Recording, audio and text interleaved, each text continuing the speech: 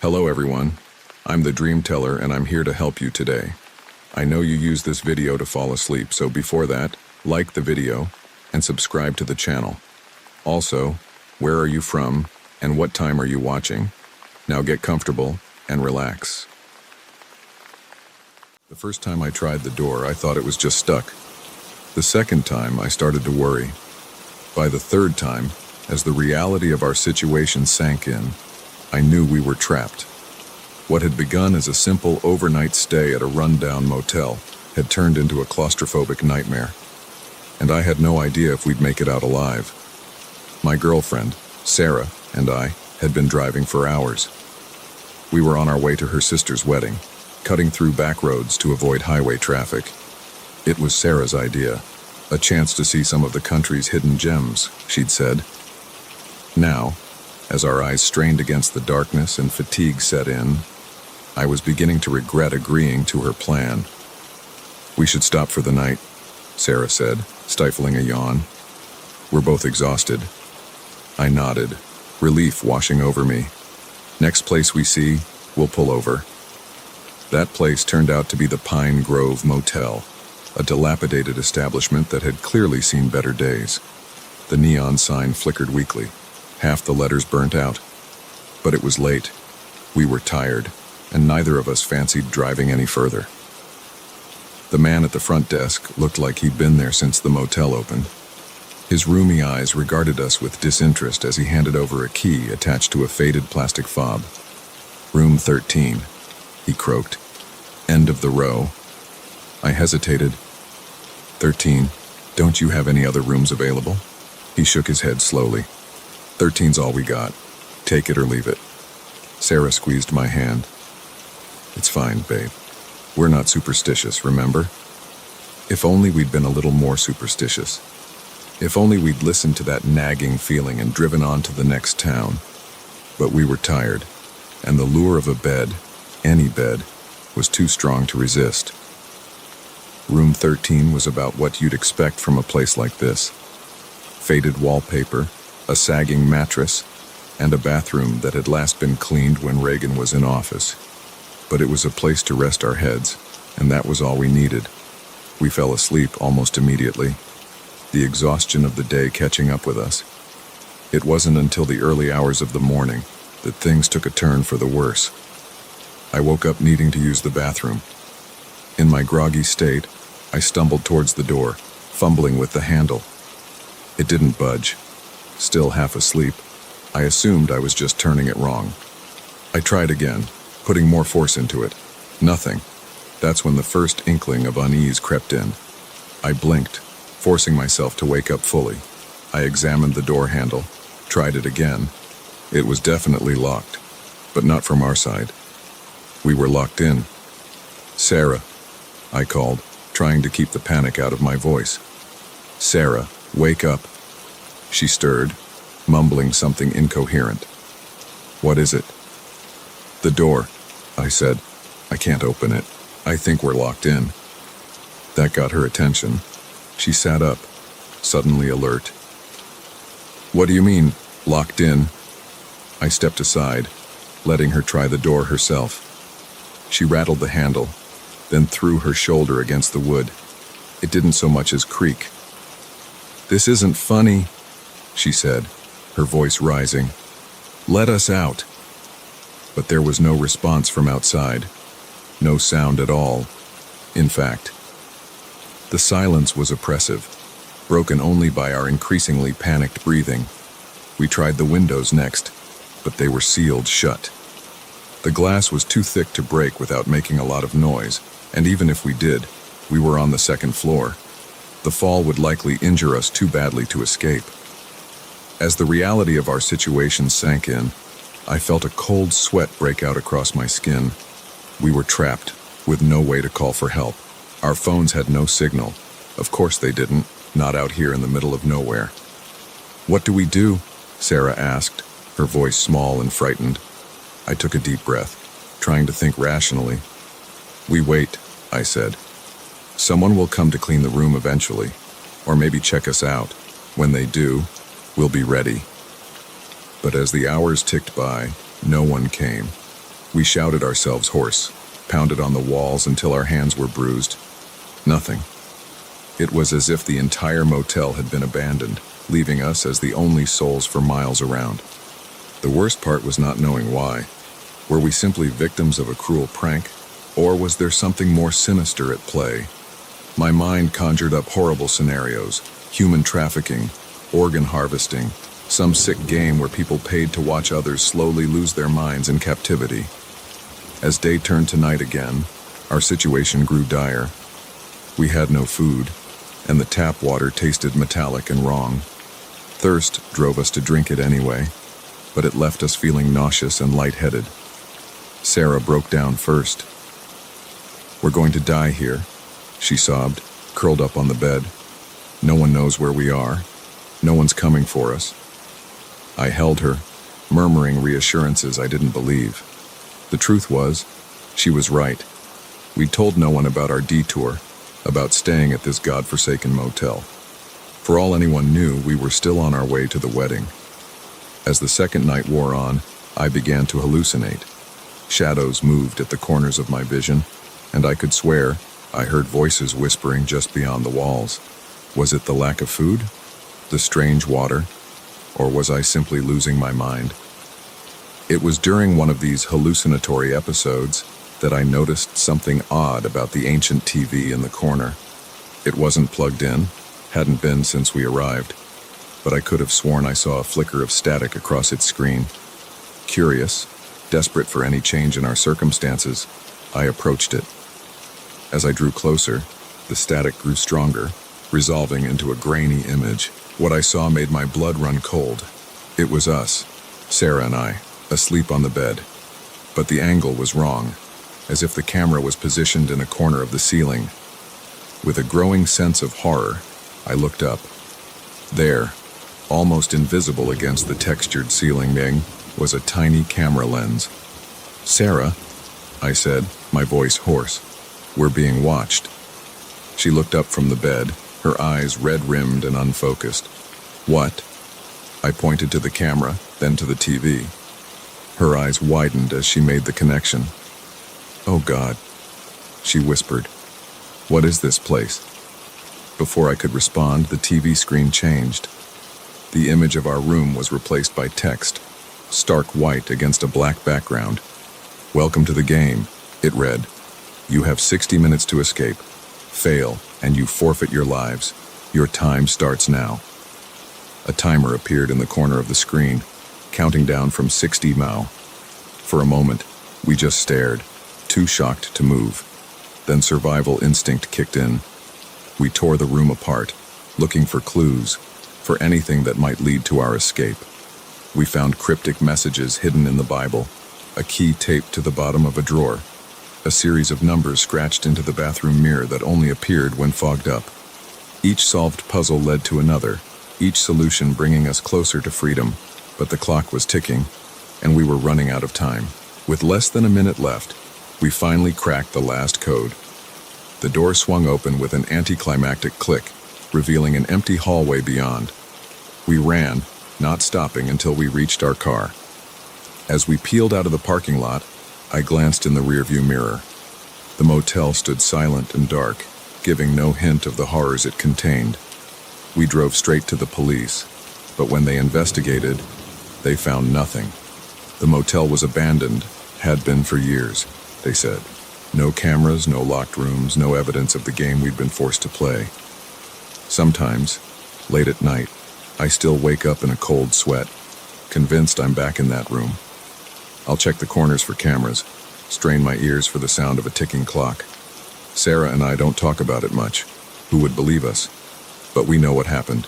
We know what we survived. And we know that somewhere out there, in some nondescript motel off the beaten path, the game is waiting for its next unwitting players. So take my advice. Stick to the main roads, stay in chain hotels, and if you ever find yourself checking into room 13, turn around and drive away as fast as you can, because once the game begins, there's no guarantee you'll make it out alive.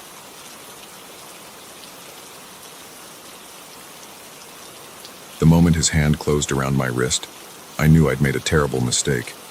His smile, once friendly, now seemed predatory, and the pulsing lights of the festival faded into a sickening blur. As he led me away from the crowds, I realized with growing horror that my search for my friends had led me straight into a trap. It was supposed to be the best weekend of the summer. The Starlight Music Festival was legendary. 3 days of non-stop music, art, and celebration. My best friends and I had been planning this trip for months, saving every spare dollar and coordinating our outfits with an enthusiasm that bordered on obsession. The first day was everything we'd hoped for. We danced until our feet ached, sang along to our favorite bands until our voices grew hoarse, and reveled in the electric atmosphere that only a music festival can create.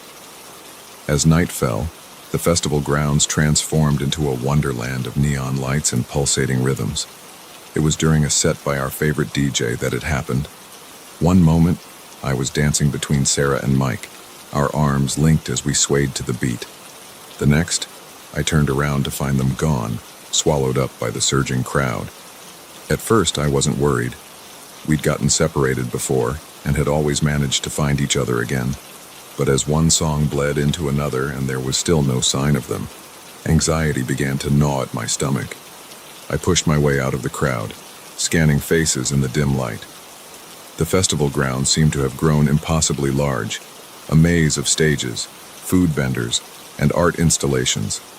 The press of bodies was overwhelming, the noise deafening. For the first time since we'd arrived, I felt small and very alone. That's when he appeared. Tall, with a kind face and eyes that crinkled when he smiled. He seemed like a lifeline in the chaos. "You look lost," he said, raising his voice to be heard over the music. "Everything okay?" I hesitated for a moment, years of stranger danger warnings flashing through my mind. But he looked so normal, so concerned, and I was desperate for help. "I can't find my friends," and I shouted back. "We got separated during the last set." He nodded sympathetically. "That happens a lot here. I'm a volunteer," he added, pointing to a badge I hadn't noticed before. "I can help you find the lost and found tent. They might have gone there to look for you." Relief washed over me. Of course, the lost and found tent. Why hadn't I thought of that? "That would be great," I said. "Thank you so much." He smiled again, and this time I noticed how white his teeth were. How perfect. "No problem at all. It's this way. Follow me." I fell into step beside him as he led me away from the main stage area. The crowds began to thin out, the music fading to a distant thrum. I noticed we were heading towards the outskirts of the festival grounds, where the lighting was sparse and the revelry seemed far away. "Are you sure this is the right way?" I asked, unease creeping back into my voice. "Shortcut," he said breezily. "It's just past these tents here." That's when he grabbed my wrist. His grip was like iron, his fingers digging into my skin. I tried to pull away, but he was too strong. "Let go of me," I demanded, fear making my voice shrill. His smile widened, but there was no warmth in it now. "Now why would I do that? We're just getting to the fun part." I screamed then, a sound of pure terror that was swallowed up by the distant music and laughter. No one could hear me.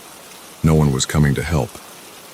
He started dragging me towards a cluster of dark tents, his free hand clamped over my mouth. I fought with everything I had, kicking and clawing, but it was like fighting against a statue. He was too strong, too prepared. Just as we reached the tents, a voice rang out.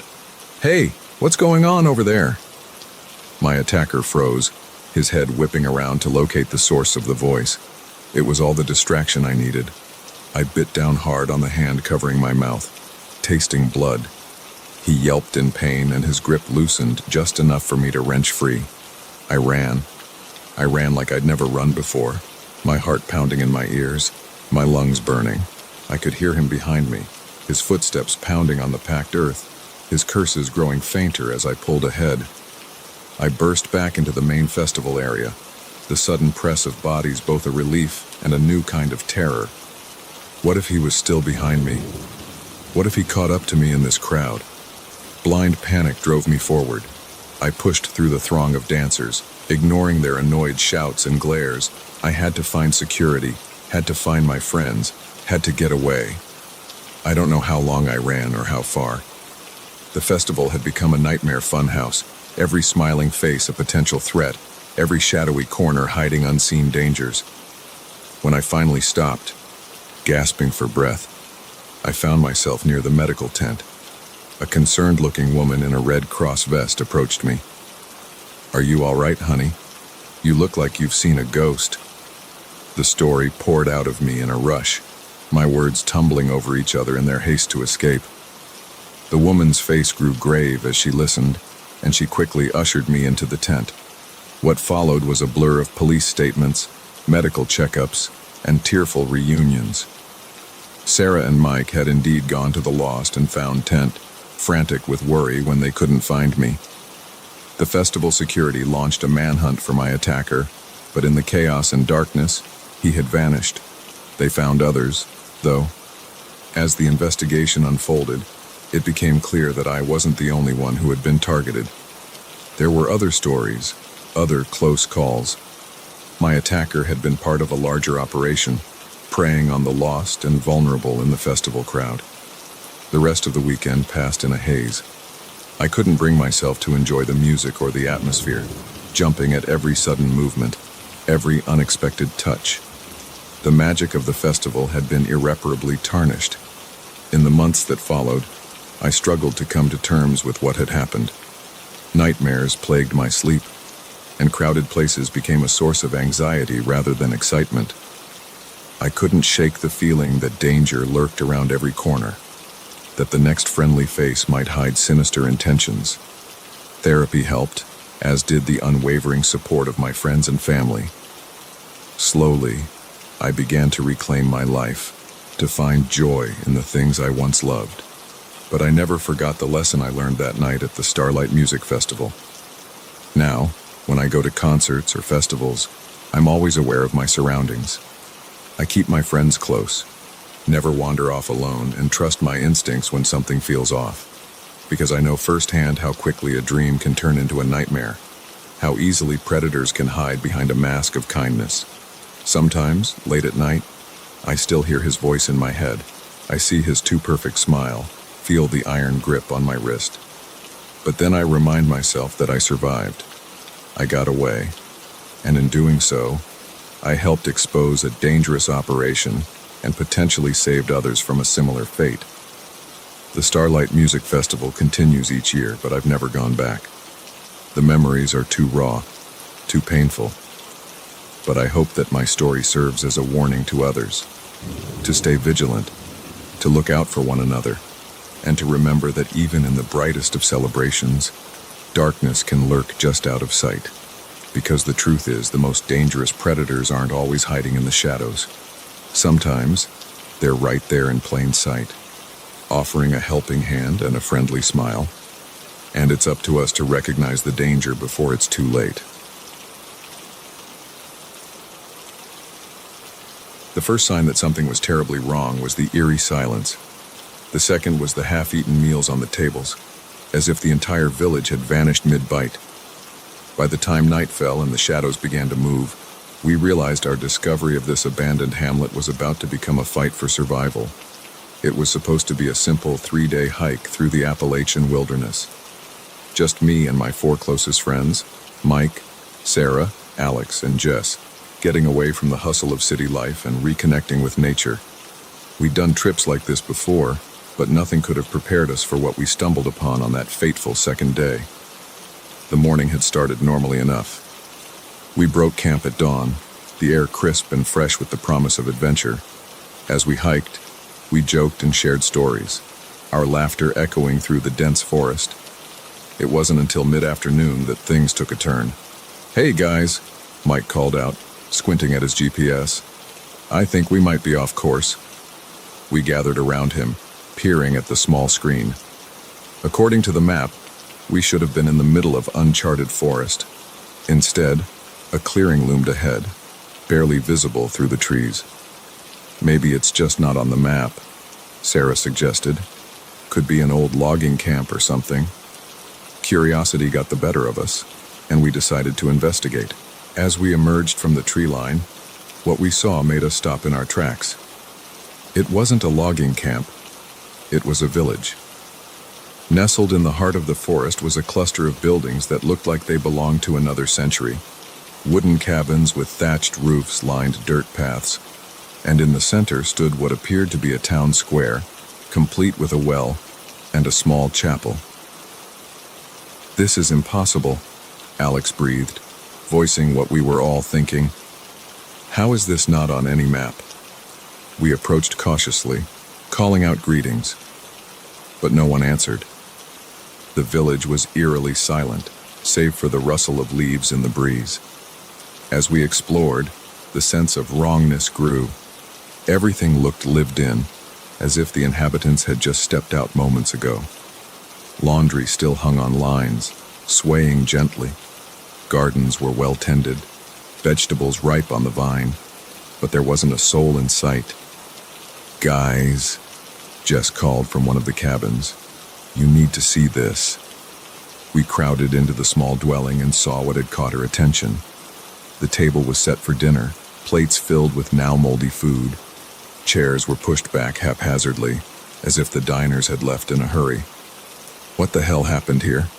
I murmured, a chill running down my spine despite the warm afternoon sun. We split up to search the rest of the village, agreeing to meet back in the square in an hour. As I explored, I couldn't shake the feeling of being watched.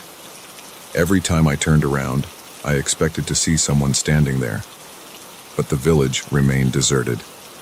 In one cabin, I found a diary. The last entry was dated just a week ago. It spoke of strange noises in the night, of livestock going missing, of an overwhelming sense of dread. The final words sent a shiver through me. "They're coming. God help us all." When we regrouped, everyone had similar stories.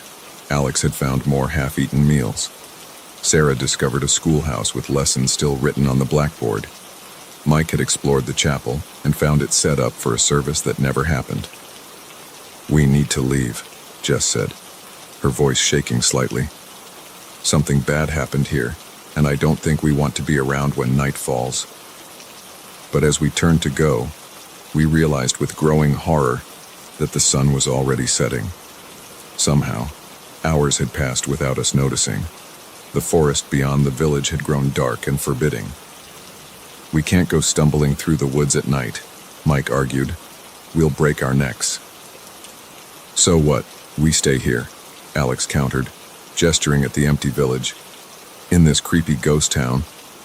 In the end, we didn't have much choice. We chose a cabin near the edge of the village, one with a clear view of the path back to the forest. We barricaded the door and windows as best we could, then settled in for an uneasy night. No one slept. We sat in a tight circle, flashlights at the ready, jumping at every creak and groan of the old building. As the hours crawled by, the silence of the village grew oppressive. It was just past midnight when we heard it, a sound so faint at first that I thought I was imagining it. But then it came again, a soft shuffling, like something being dragged across the ground. "Do you hear that?" Sarah whispered, her eyes wide with fear. We all nodded, too scared to speak. The sound was getting closer, coming from the direction of the village square, and it wasn't alone. Other noises joined it, a low moan, the clatter of something heavy falling, the unmistakable sound of footsteps. Lots of footsteps. Jess was the first to peek through a crack in the barricaded window. She recoiled almost immediately, her face pale in the dim light of our flashlights. "Oh God," she breathed. They're people, but not people. Something's wrong with them." One by one, we looked. What we saw defied explanation. Figures moved through the village square, their movements jerky and unnatural. In the moonlight, their skin looked gray and mottled. Some were missing limbs. Others had gaping wounds that should have been fatal, but they moved with purpose, searching. "Zombies," Alex whispered incredulously. "Are we seriously dealing with zombies right now?" But we all knew that wasn't quite right. These weren't the mindless, shambling corpses of movies. These things moved with an unsettling coordination, as if guided by some unseen intelligence. As we watched, frozen in horror, one of the creatures paused. It turned slowly, its head swiveling until it was facing directly at our cabin. A sound emerged from its throat, not quite a growl, not quite a word, but it was a call. And the others answered. "We need to go," I said, already moving to unbarricade the door. "Now!" We burst out of the cabin just as the first of the creatures reached it.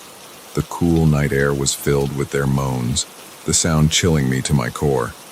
We ran, not towards the forest path, but deeper into the village. It was our only chance, to lose them in the maze of buildings and find another way out. What followed was a nightmare of narrow escapes and heart-stopping terror. We darted from shadow to shadow, always just one step ahead of our pursuers. At one point, we got separated. I found myself alone in what looked like a workshop, the sound of those things scratching at the door. I was certain I was going to die there, torn apart by whatever these creatures were. But then I heard Mike's voice, calling my name. Somehow, I found the strength to break a window and climb out, reuniting with my friends just in time to flee from another group of the monsters. As dawn broke, we finally found our way back to the forest path. The creatures seemed unable or unwilling to follow us past the village boundary. We ran until our lungs burned and our legs gave out, collapsing in a clearing far from that accursed place. We made it back to civilization, but our story was met with disbelief. When authorities finally investigated, they found no trace of the village. It was as if it had never existed. But in my nightmares, I still hear those moans, still see those grasping hands reaching for me. We never went hiking again after that. How could we, knowing what might be lurking in the untamed wilderness? Sometimes, late at night, I find myself wondering about that village. Where did it come from? What happened to its people? And most chillingly, is it still out there, waiting for more unsuspecting travelers to stumble upon its cursed grounds? I don't have answers, but I know one thing for certain. Some places are meant to remain undiscovered, and some mysteries are better left unsolved, because in the depths of the forest, in the shadows of forgotten places, there are horrors beyond imagination. And once you've seen them, you can never unsee them. You can only hope to survive.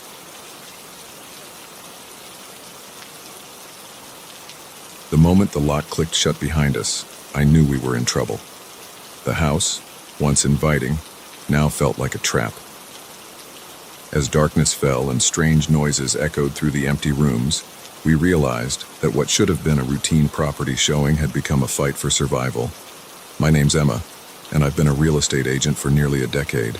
I've seen my fair share of unusual properties, but nothing could have prepared me for what happened that day. It was supposed to be a simple showing of a Victorian-era mansion on the outskirts of town, the kind of place that usually excites history buffs and restoration enthusiasts. My clients, the Johnsons, were a lovely couple in their mid-30s, looking for their forever home. They'd fallen in love with the photos online and were eager to see the place in person. I'd visited the property once before to get the keys and do a quick walkthrough, but something about it had unsettled me. I chalked it up to the usual creepiness of old, empty houses, and thought nothing more of it. We arrived at the mansion just as the sun was starting to set. The fading light cast long shadows across the overgrown lawn, making the house look more imposing than I remembered. "Oh, it's perfect," Mrs. Johnson exclaimed as we walked up the creaking porch steps, just like something out of a Gothic novel. If only we'd known how prophetic those words would turn out to be. The interior of the house was impressive, if a bit musty. High ceilings, intricate woodwork, and huge windows that would let in plenty of light during the day. But as we moved from room to room, I couldn't shake the feeling that we were being watched. "And this," I said, pushing open a heavy oak door, "is the master bedroom." As we stepped inside, a gust of wind slammed the door shut behind us. We all jumped, then laughed nervously. "Old houses, you know," Mr. Johnson said with a forced chuckle, always full of surprises. We continued the tour, making our way up to the third floor. That's when things started to get weird. As we entered what looked like an old study, the temperature dropped noticeably. Mrs. Johnson shivered, wrapping her arms around herself. "Is there a draft in here?" she asked. Before I could answer, we heard it. A low, mournful sound, like someone crying. It seemed to be coming from everywhere and nowhere at once. "What was that?" Mr. Johnson asked, his voice tight with tension. "Probably just the wind," I said, trying to sound more confident than I felt. These old houses make all sorts of noises. But deep down, I knew it wasn't the wind. It sounded too human. We decided to cut the tour short and head back downstairs. That's when we realized we were trapped. Every door we tried was locked, including the front door we'd come in through. Even the windows wouldn't budge. "This isn't funny, Emma," Mrs. Johnson said, panic edging into her voice. "Let us out." "I'm not doing this," I insisted, my own fear rising. "I don't know what's happening." As if in response, the lights flickered and went out, plunging us into darkness. Mrs. Johnson screamed, and I felt Mr. Johnson grab my arm. "We need to find a way out," he said, his voice shaking slightly. "There has to be a key or something." We used our phone flashlights to search the house, looking for anything that might help us escape. But as we moved from room to room, it became clear that we weren't alone. Shadows moved at the edge of our vision, disappearing when we turned to look. That crying sound grew louder, sometimes right behind us, sometimes far away. In the kitchen, we found an old rotary phone. To our surprise, it had a dial tone.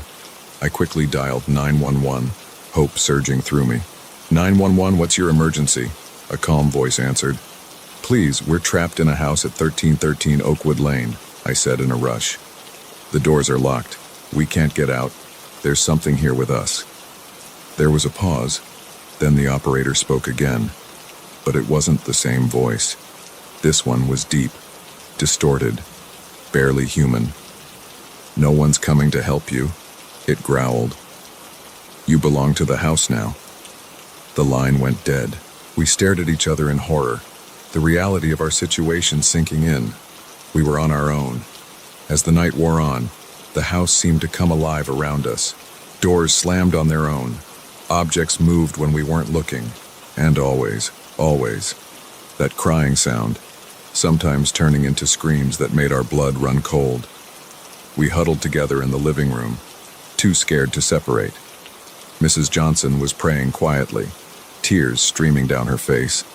Mr. Johnson kept trying to break a window with a fireplace poker, but the glass wouldn't even crack. Around midnight, things escalated. A chair flew across the room, narrowly missing Mr. Johnson's head. Books launched themselves off shelves, and then we saw it, a figure, translucent and glowing faintly, hovering at the top of the stairs. It was a woman, dressed in old-fashioned clothes. Her face was twisted in a mask of sorrow and rage. When she spoke, it was the same distorted voice we'd heard on the phone. "You shouldn't have come here," she said. "No one ever leaves." She floated down the stairs, other ghostly figures emerging from the walls to join her. They surrounded us, their cold presence making it hard to breathe. In that moment, I remembered something I'd read in the property history but had dismissed as local legend. The house had once belonged to a wealthy family in the 1800s. The daughter had fallen in love with a man her parents didn't approve of. They'd locked her in the attic until she agreed to marry someone else.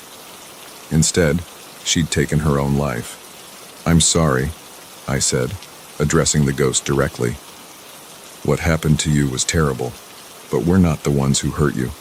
Please, let us go." The ghost paused, her form flickering. For a moment, I thought I saw a flicker of humanity in her eyes. "It's too late," she whispered. "We're all trapped here, forever." But something had changed. The other ghosts were retreating, fading into the walls. The main ghost, the daughter, I realized, remained. "There is a way," she said, her voice sounding more human now. "In the attic, my room, Find what was taken from me. With that, she vanished. The oppressive atmosphere lifted slightly, and we heard a click. The attic door had unlocked. We raced up the stairs, hope giving us new energy. The attic was dusty and cluttered, filled with old furniture and boxes. In the corner was a small room, more of a cell, really.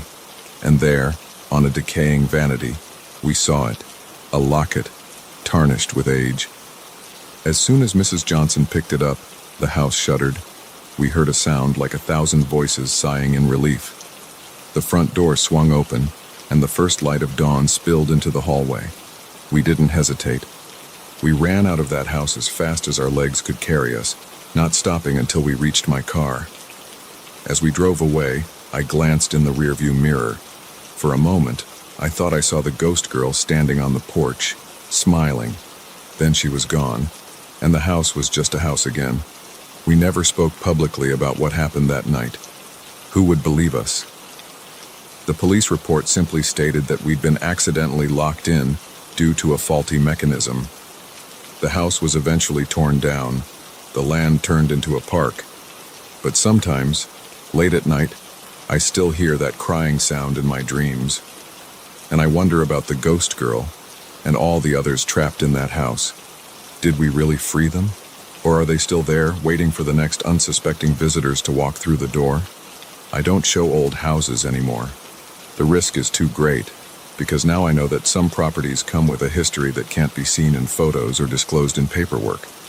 Some houses are more than just buildings. They're prisons for lost souls, waiting for a chance to escape or to pull others in to share their eternal torment. So if you're ever house hunting and you come across a place that seems too good to be true, a beautiful old mansion with a surprisingly low price tag, think twice before you step inside, because you never know what might be waiting for you. And once those doors lock behind you, there's no guarantee you'll ever come out again.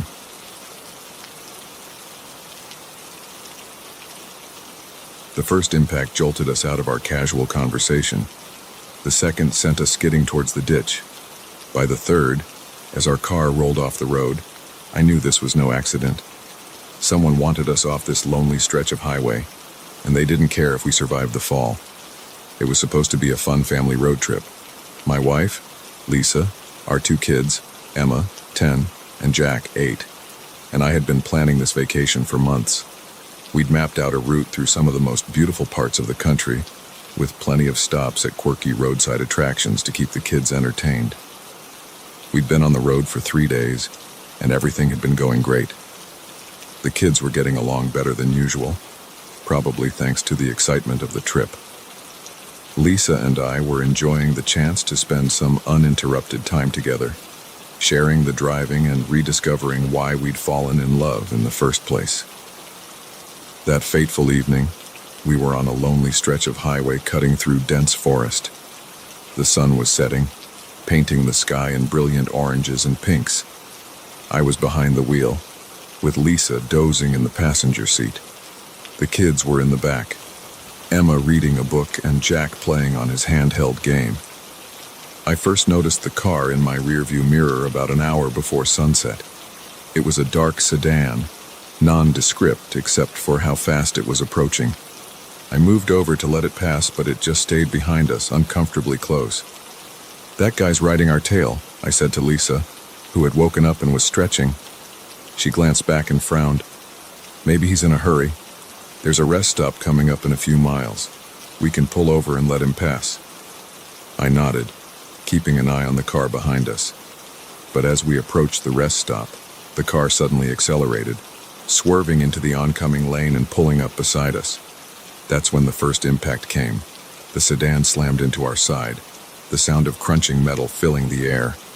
The kids screamed in the back seat as I fought to keep control of the car. "What the hell?" I shouted, adrenaline surging through me. "Is he crazy?"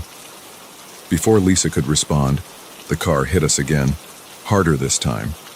We skidded towards the edge of the road, tires squealing as I desperately tried to steer us back on course. The third hit sent us over the edge.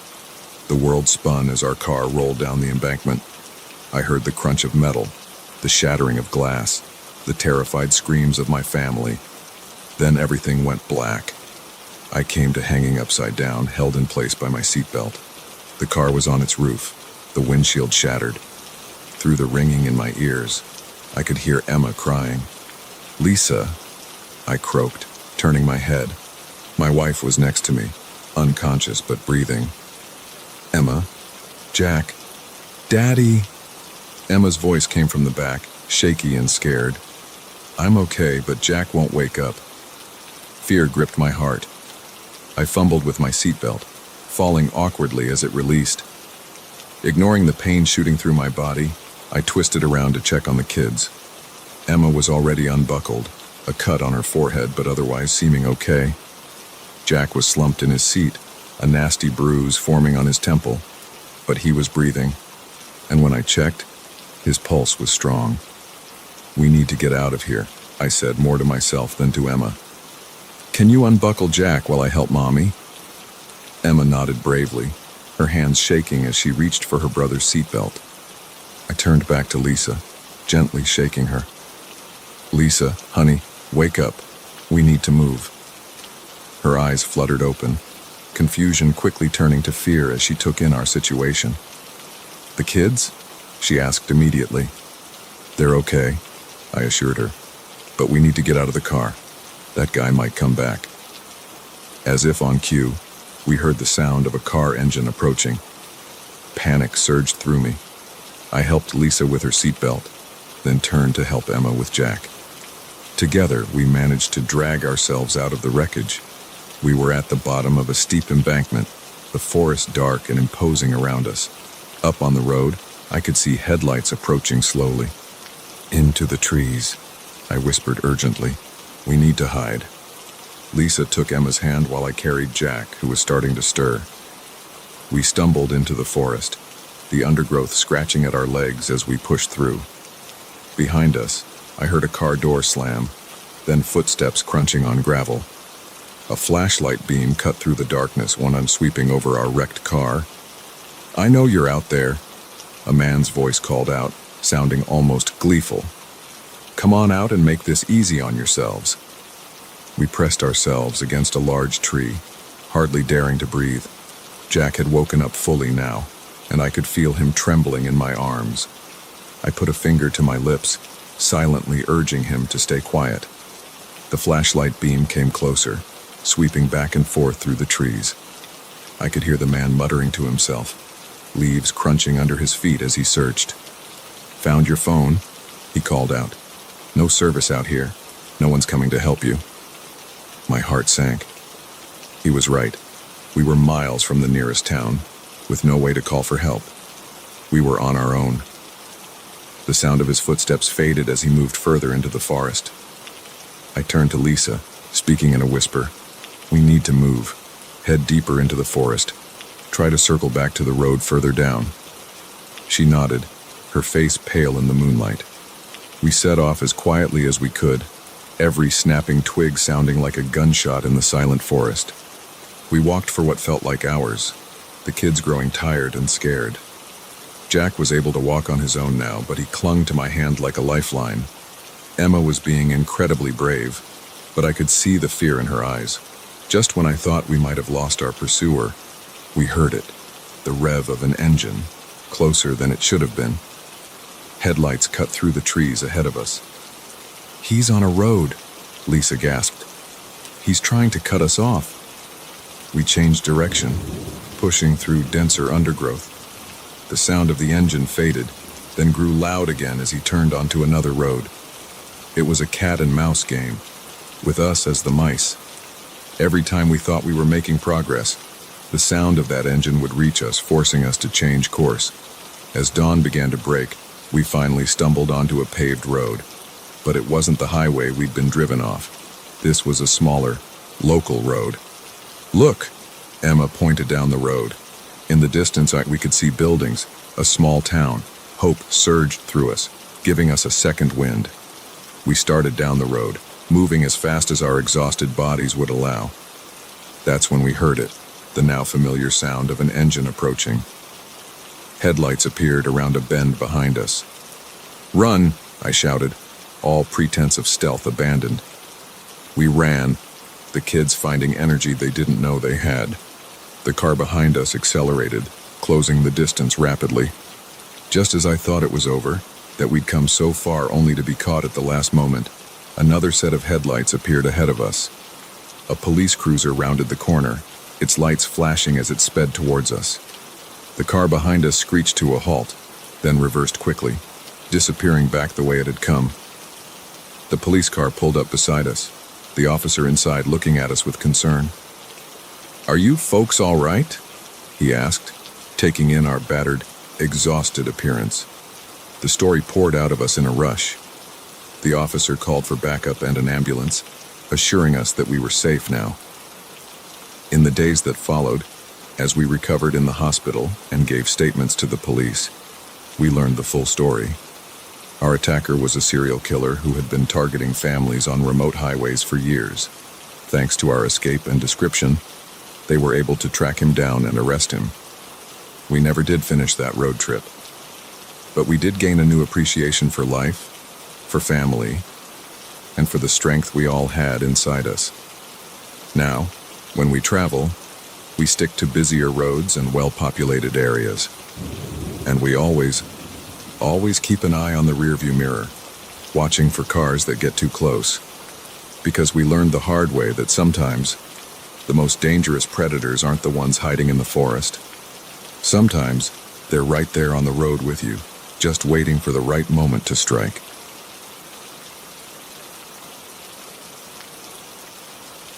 The first anonymous note was easy to dismiss as a prank. The second made my stomach churn with unease.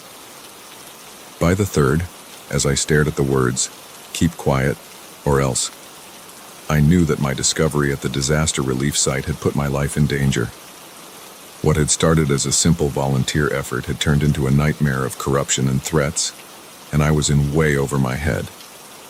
My name is Alex, and I never thought I'd find myself in the middle of a conspiracy. I'm just an ordinary guy who wanted to help out after a devastating hurricane hit our coast. The destruction was heart-wrenching. Homes reduced to splinters, entire communities underwater, and thousands of people displaced. When the call went out for volunteers, I didn't hesitate to sign up. The relief center was a hive of activity from the moment I arrived. Trucks loaded with supplies rolled in constantly, and a small army of volunteers worked tirelessly to sort and distribute food, water, and other essentials. I threw myself into the work, grateful for the chance to make a difference. It was during my second week that I first noticed something odd. I was helping to unload a truck of bottled water when I overheard two of the site managers arguing in hushed tones. "The numbers don't add up," one of them hissed. "We're short almost a third of what was supposed to be here." The other man grabbed his arm, eyes darting around nervously. "Keep your voice down. We'll deal with it later." They noticed me then and quickly separated, plastering on fake smiles. I pretended I hadn't heard anything, but the exchange stuck with me. Over the next few days, I started paying closer attention. I noticed discrepancies between the supplies that were logged as received and what actually made it to the distribution area. Boxes of expensive medical supplies would arrive, only to disappear before they could be handed out. Even some of the monetary donations seemed to be vanishing into thin air. At first, I tried to rationalize it. Maybe there was a logical explanation. Maybe I was misunderstanding something about how relief efforts worked. But the more I saw, the more certain I became that something was very wrong. I decided to do some digging. Late one night, after most of the other volunteers had left, I snuck into the main office.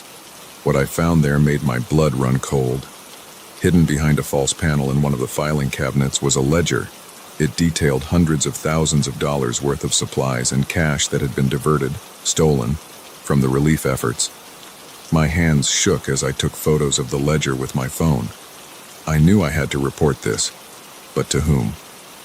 The local authorities were stretched thin dealing with the aftermath of the hurricane. And what if they were in on it too? I was so lost in thought that I almost didn't hear the footsteps approaching.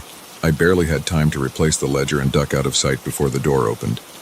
Through a crack in the cabinet I was hiding in, I saw two men enter, the site manager and someone I didn't recognize, dressed in an expensive suit that looked out of place in the relief center. "The boss isn't happy," suit guy said, his voice cold. "We're not meeting our quotas." The site manager wrung his hands nervously. "It's getting harder to hide the shortages. Some of the volunteers are asking questions." "Then get rid of them," suit guy snapped.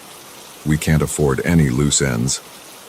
They left shortly after, but I stayed hidden for what felt like hours, my heart pounding so loud I was sure someone would hear it. When I finally crept out of the office and back to my quarters, my mind was reeling. This was bigger than I had imagined, and far more dangerous. The next morning, I found the first note tucked under my door. "We know what you saw. Stay quiet and walk away." I crumpled it up, telling myself it was just a coincidence, a prank by one of the other volunteers. But then came the second note, this one pinned to my pillow. "Last warning. Forget what you found or suffer the consequences." The threat was clear, and fear coiled in my gut. They knew. Somehow, they knew I had been in that office. I wanted to leave, to run as far from this place as I could. But how could I abandon the people who genuinely needed help? And how could I live with myself if I let these criminals continue to steal from those who had already lost so much? I decided to gather more evidence. Using my phone, I secretly recorded conversations, took photos of suspicious shipments, and made copies of incriminating documents. All the while, I felt eyes on me, watching my every move. The third note appeared in my bag during lunch. "Keep quiet, or else." This time, it was accompanied by a photo of my family back home. The message was clear. They could get to me, and they could get to those I loved. That night, as I lay awake wrestling with what to do, I heard a commotion outside. Peering out my window, I saw several men loading boxes into an unmarked van. I recognized those boxes. They were supposed to contain vital medications for a nearby shelter. Without thinking, I grabbed my phone and started recording. I had to get proof, something concrete I could take to the authorities. I crept outside, using the shadows for cover as I tried to get a clearer shot. I was so focused on the men at the van that I didn't notice someone approaching from behind until it was too late. A hand clamped over my mouth, stifling my startled cry. "You should have listened to the warnings," a voice growled in my ear. I was dragged away from the scene, my heart racing as I realized this might be the end. They took me to a secluded area behind one of the storage tents. 3 men surrounded me, the site manager, suit guy from the office, and a burly man I'd seen working security. "We gave you every chance to walk away," suit guy said, his tone almost conversational. "But you just couldn't leave well enough alone, could you?" "People are suffering," I spat back, finding a courage I didn't know I had. "You're stealing from those who have nothing left." The site manager at least had the decency to look ashamed, but suit guy just laughed. "It's business, kid, nothing personal. But now, well, now it is personal." He nodded to the security guy, who cracked his knuckles ominously. I closed my eyes, bracing for the blow, but it never came. Instead, I heard shouts and the sound of running feet. I opened my eyes to see a group of people rushing towards us, other volunteers, led by Sarah, one of the team leaders I'd grown close to over the past weeks.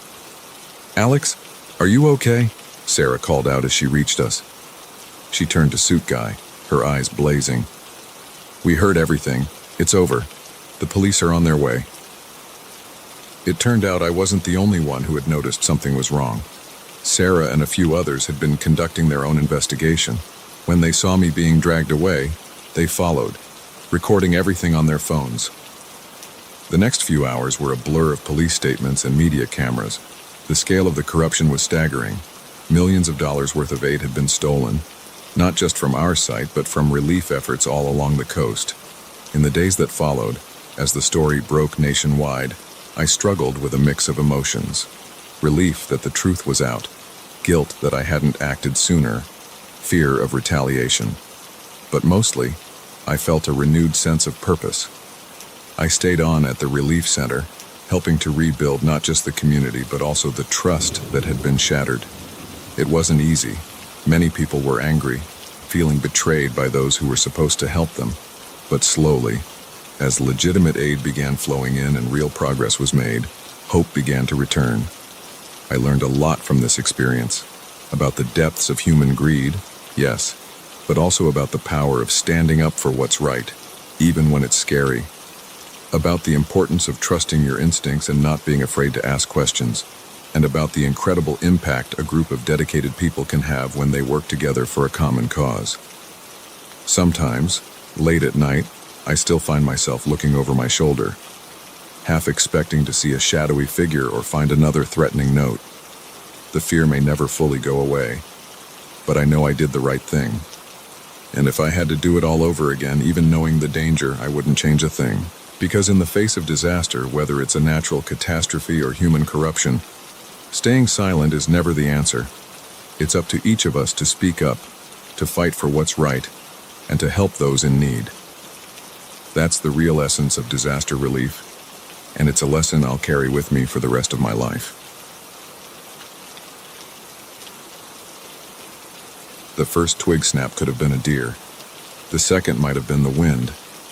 But when I heard the third, followed by heavy breathing just outside our cabin window, I knew with chilling certainty that our weekend getaway had become a fight for survival. It was supposed to be a fun, relaxing trip. My best friend Jake had found an amazing deal on a remote cabin rental, nestled deep in the mountains. Just what we need, he'd said. A break from the city. No cell phones, no internet, just nature and good company. Our group of 5, Jake, his girlfriend Sarah, our friends Mike and Lisa, and myself, had jumped at the chance. The drive up was beautiful, winding mountain roads framed by towering pines and breathtaking vistas. We arrived just as the sun was setting, casting long shadows across the small clearing where the cabin stood.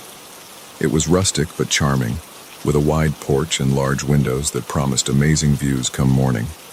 We spent that first evening settling in, unpacking our supplies and exploring the cabin. There were 3 bedrooms, a cozy living room with a stone fireplace, and a kitchen stocked with all the basics. After a simple dinner of pasta and wine, we gathered around the fire pit outside, roasting marshmallows and sharing stories under a canopy of stars. It wasn't until we were heading to bed that I first felt a twinge of unease. As I was closing the curtains in my room, I could have sworn I saw movement at the edge of the clearing. A shadow, darker than the surrounding night, that seemed to shift and disappear as soon as I focused on it. I shook it off as imagination, fueled by one too many ghost stories around the fire. The next day dawned bright and clear. We spent it hiking the nearby trails, marveling at waterfalls and hidden meadows bursting with wildflowers. By the time we returned to the cabin, we were pleasantly exhausted and looking forward to another quiet evening. That's when things started to feel off. Small things at first. A chair on the porch that wasn't where we'd left it. A window we were sure we'd closed found wide open. Our firewood pile, neatly stacked that morning, now scattered as if something had crashed through it. Probably just animals, Mike said with a shrug. Bears, maybe. We all nodded, eager to accept this rational explanation. But I couldn't shake the feeling that we were being watched. As night fell, the feeling intensified. We were in the living room, playing a board game by firelight, when the first twig snapped outside. We all froze, looking at each other with nervous smiles. Just the wind, Sarah said, but her voice trembled slightly. A few minutes later, another snap, closer this time. Jake got up to look out the window, but the darkness outside was impenetrable. "Hey, I don't see anything," he said. But he double-checked the lock on the door as he sat back down. We tried to return to our game, but the mood had shifted. Every creak of the cabin's old wood, every gust of wind outside, sent shivers down my spine. That's when we heard it. Heavy breathing, just outside the living room window. It was too loud, too close, to be anything but intentional. Lisa screamed, dropping her wine glass. It shattered on the floor, the sound impossibly loud in the sudden silence that followed. For a long moment, we all sat frozen, hardly daring to breathe. Then, slowly, deliberately, something started scratching at the window. "We need to get out of here," I whispered urgently. Mike shook his head. "The car's on the other side of the clearing. We'd never make it." He was right. Whatever was out there, it was between us and our only means of escape. "The bedrooms," Sarah suggested, her voice shaking. "We can barricade ourselves in." It seemed like our only option. We moved as quietly as we could, grabbing anything that might serve as a weapon: fireplace pokers, heavy flashlights, a kitchen knife. We chose the largest bedroom, pushing a heavy dresser in front of the door once we were all inside. "What do they want?" Lisa asked, tears streaming down her face. Nobody had an answer. We huddled together in the center of the room, listening to the sounds of movement outside. Footsteps on the porch, the creak of floorboards in the living room. They were inside the cabin now. Hours passed like this, each sound from beyond our barricaded door sending fresh waves of terror through us. We took turns watching, trying to stay alert despite our exhaustion. It was during my watch, as the first light of dawn began to filter through the curtains, that I heard it, a new sound, different from the others, a rhythmic thumping, growing louder. "Guys," I hissed, shaking the others awake. "Listen." As we strained our ears, the sound resolved into something recognizable: helicopter blades. Hope surged through me. Someone had found us. We were saved, but our elation was short-lived. From just outside our door came an animalistic growl, followed by the splintering of wood. Whatever was out there knew its time was running out, and it was making one last, desperate attempt to get to us. The dresser shuddered as something heavy slammed into the door. We pressed ourselves against the far wall, weapons raised, ready for a final stand. The door burst open with a crash, the dresser toppling over, and there, framed in the doorway, was a figure that defied explanation. It was human in shape, but wrong somehow. Too tall, too thin, its limbs bent at unnatural angles. Its skin was pale, almost translucent, stretched tight over protruding bones, but it was the face that would haunt my nightmares for years to come, noseless, with sunken cheeks and eyes that glowed with an unholy, hungry light. For a heartbeat, we all stared at each other in horrified silence. Then the creature let out an unearthly shriek and lunged towards us. What happened next was chaos. We fought with a desperation born of sheer terror. I swung the fireplace poker wildly, feeling it connect with something solid. Sarah and Lisa were screaming. Jake had tackled the thing, wrestling with it on the floor. And then, suddenly, it was over. A deafening explosion filled the room as Mike fired the flare gun we'd found in the emergency kit. The creature howled in pain, its skin smoldering where the flare had struck it. It scrambled backwards, out the door and down the hall. We heard the sound of breaking glass, and then silence. We didn't dare move until we heard voices outside, human voices, calling out. Park rangers, drawn by the helicopter we'd heard earlier. Apparently, the cabin's owners had called them when we failed to check out on time.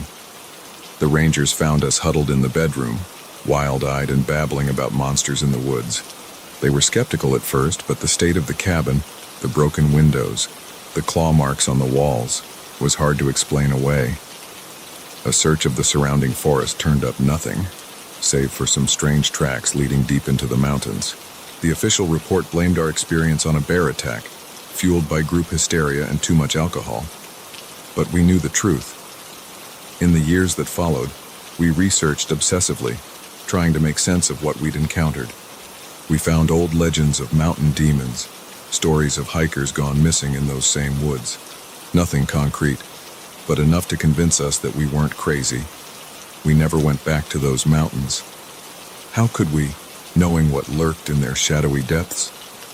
But sometimes, on dark nights when the wind howls outside my window, I find myself thinking about that cabin, about the creature with the glowing eyes and hungry smile, and I wonder, Is it still out there, waiting in the darkness, watching, hungry, for the next group of unsuspecting vacationers to stumble into its territory? I hope not, but I keep my doors locked, just in case. Because I know now that sometimes the scariest monsters aren't the ones in our imaginations. Sometimes they're all too real, hiding just beyond the reach of our campfire's light, waiting for their chance to strike.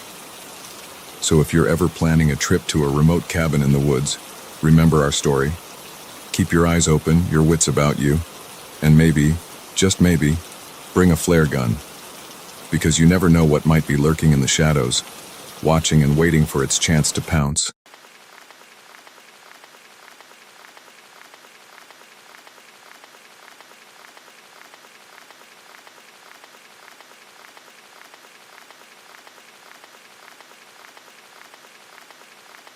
The headlights behind me hadn't moved for the last hour.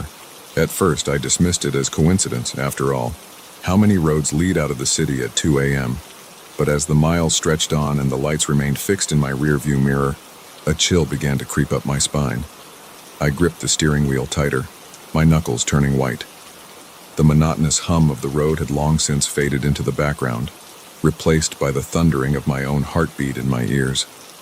I tried to focus on the road ahead, but my eyes kept darting back to the mirror, watching those unwavering lights. It had been a long day.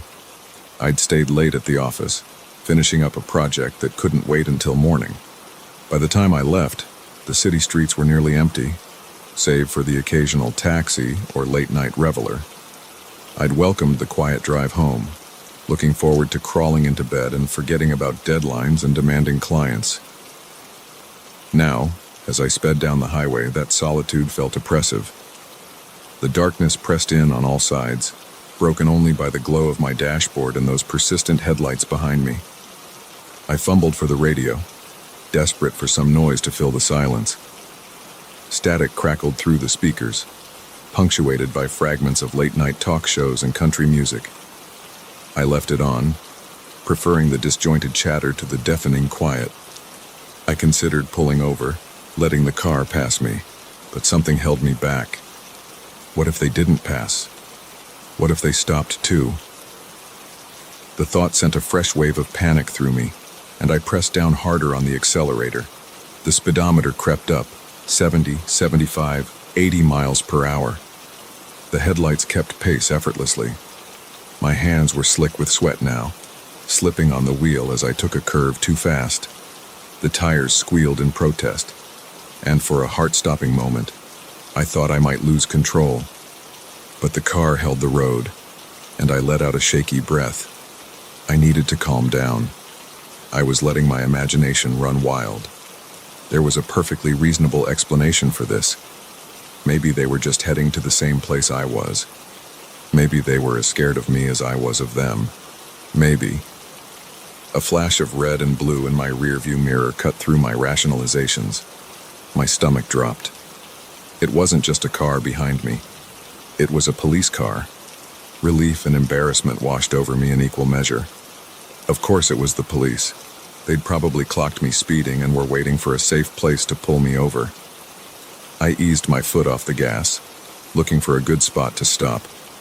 Up ahead, I saw a sign for a rest area. Perfect. I'd pull in there, take my ticket, and be on my way. This whole ordeal would make for a funny story tomorrow. The rest area was deserted when I pulled in, my tires crunching on the gravel. I parked near the entrance bus under the harsh glow of a flickering streetlight. In my mirror, I watched the police car pull in behind me, blocking my exit. I took a deep breath, reaching for my license and registration.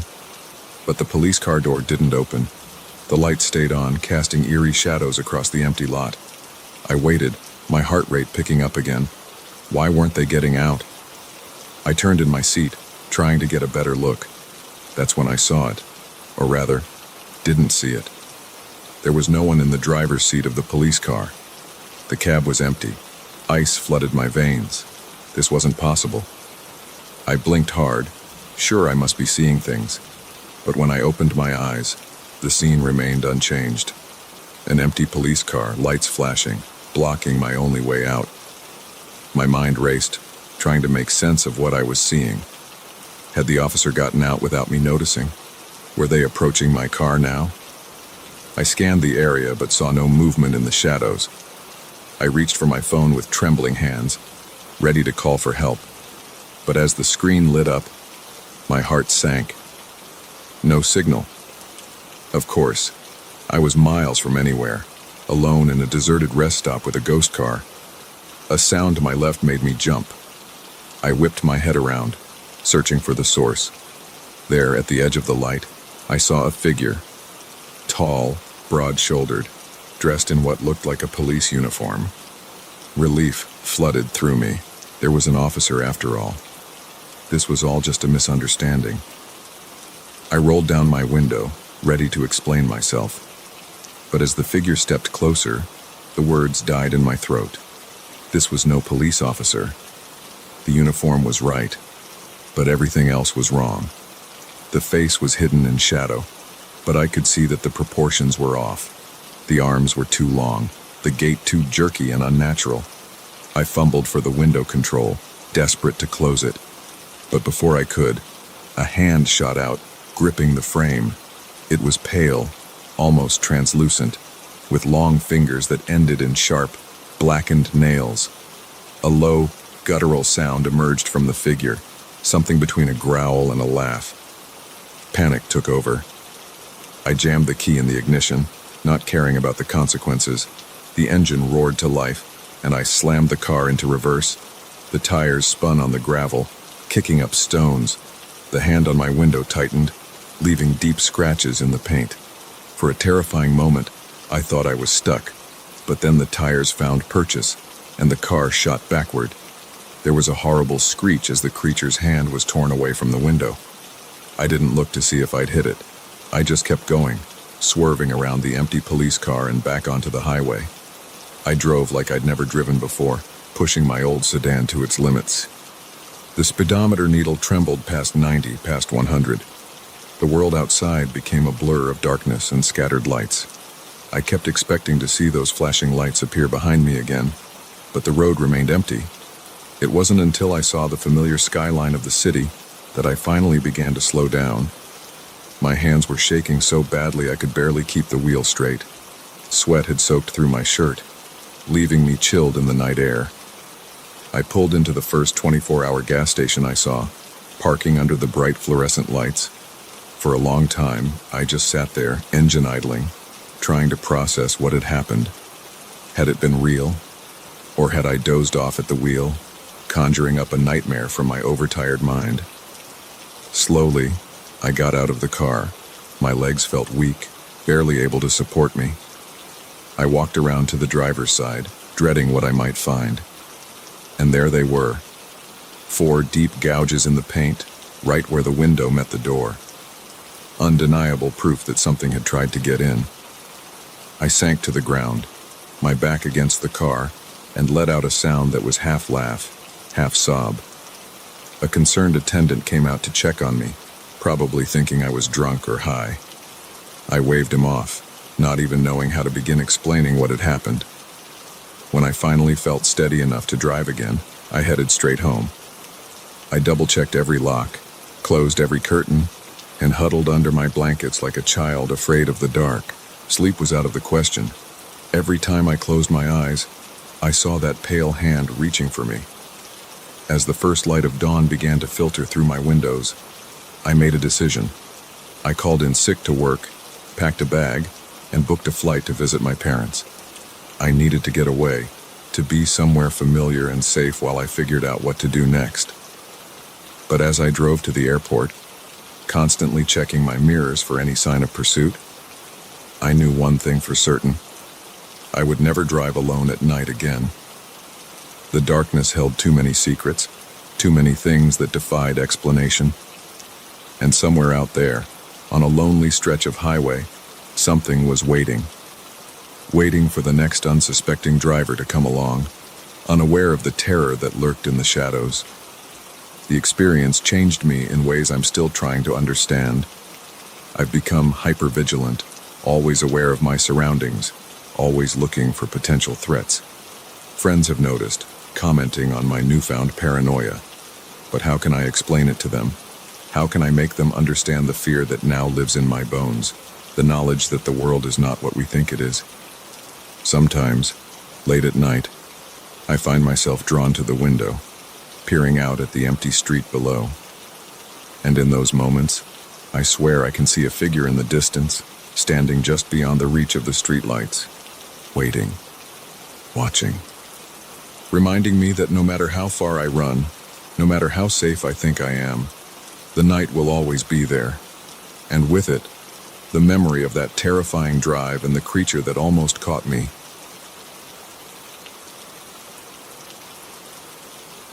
The forest had swallowed the trail an hour ago, but I kept pushing forward. As the sun dipped below the tree line, casting long shadows across the unfamiliar terrain, I realized I was hopelessly lost. That's when I saw it, a flicker of light in the distance, promising shelter from the encroaching darkness. Little did I know, I was walking straight into a nightmare. My boots crunched on the carpet of pine needles as I made my way towards the light. The day had started so perfectly. Clear skies, a well-marked trail, and the promise of breathtaking views at the summit. I'd told myself this solo hike was just what I needed to clear my head after weeks of stress at work. Now, as the temperature dropped and the forest grew darker, I cursed my overconfidence. I'd veered off the main path hours ago, lured by what I thought was a shortcut. By the time I realized my mistake, the familiar markers had disappeared, replaced by dense underbrush and towering trees that all looked the same in the fading light. My phone had lost signal long ago, the map app useless without a connection. I was on my own. The light grew stronger as I approached, and I could make out the shape of a small cabin nestled in a clearing. Relief flooded through me. Even if no one was home, it would provide shelter for the night. I could figure out my way back in the morning. As I drew closer, details emerged from the gloom. The cabin was old, its wooden walls weathered and gray. A small porch sagged slightly under the weight of years, but warm light spilled from the windows, and I could see smoke curling from the chimney. Someone was home. I paused at the edge of the clearing, suddenly hesitant. There was something off about the scene, though I couldn't put my finger on what. Maybe it was the absolute silence, no birds, no insects, not even the whisper of wind through the trees. Or maybe it was the way the light from the window seemed to flicker and dance, as if from a fire rather than electric bulbs. My survival instincts warred with my desperation for shelter. In the end, desperation won out. I took a deep breath and stepped into the clearing, making my way to the front door. The porch creaked ominously under my weight as I raised my hand to knock. Before my knuckles could touch the wood, the door swung open. A man stood there, backlit by the warm glow from inside.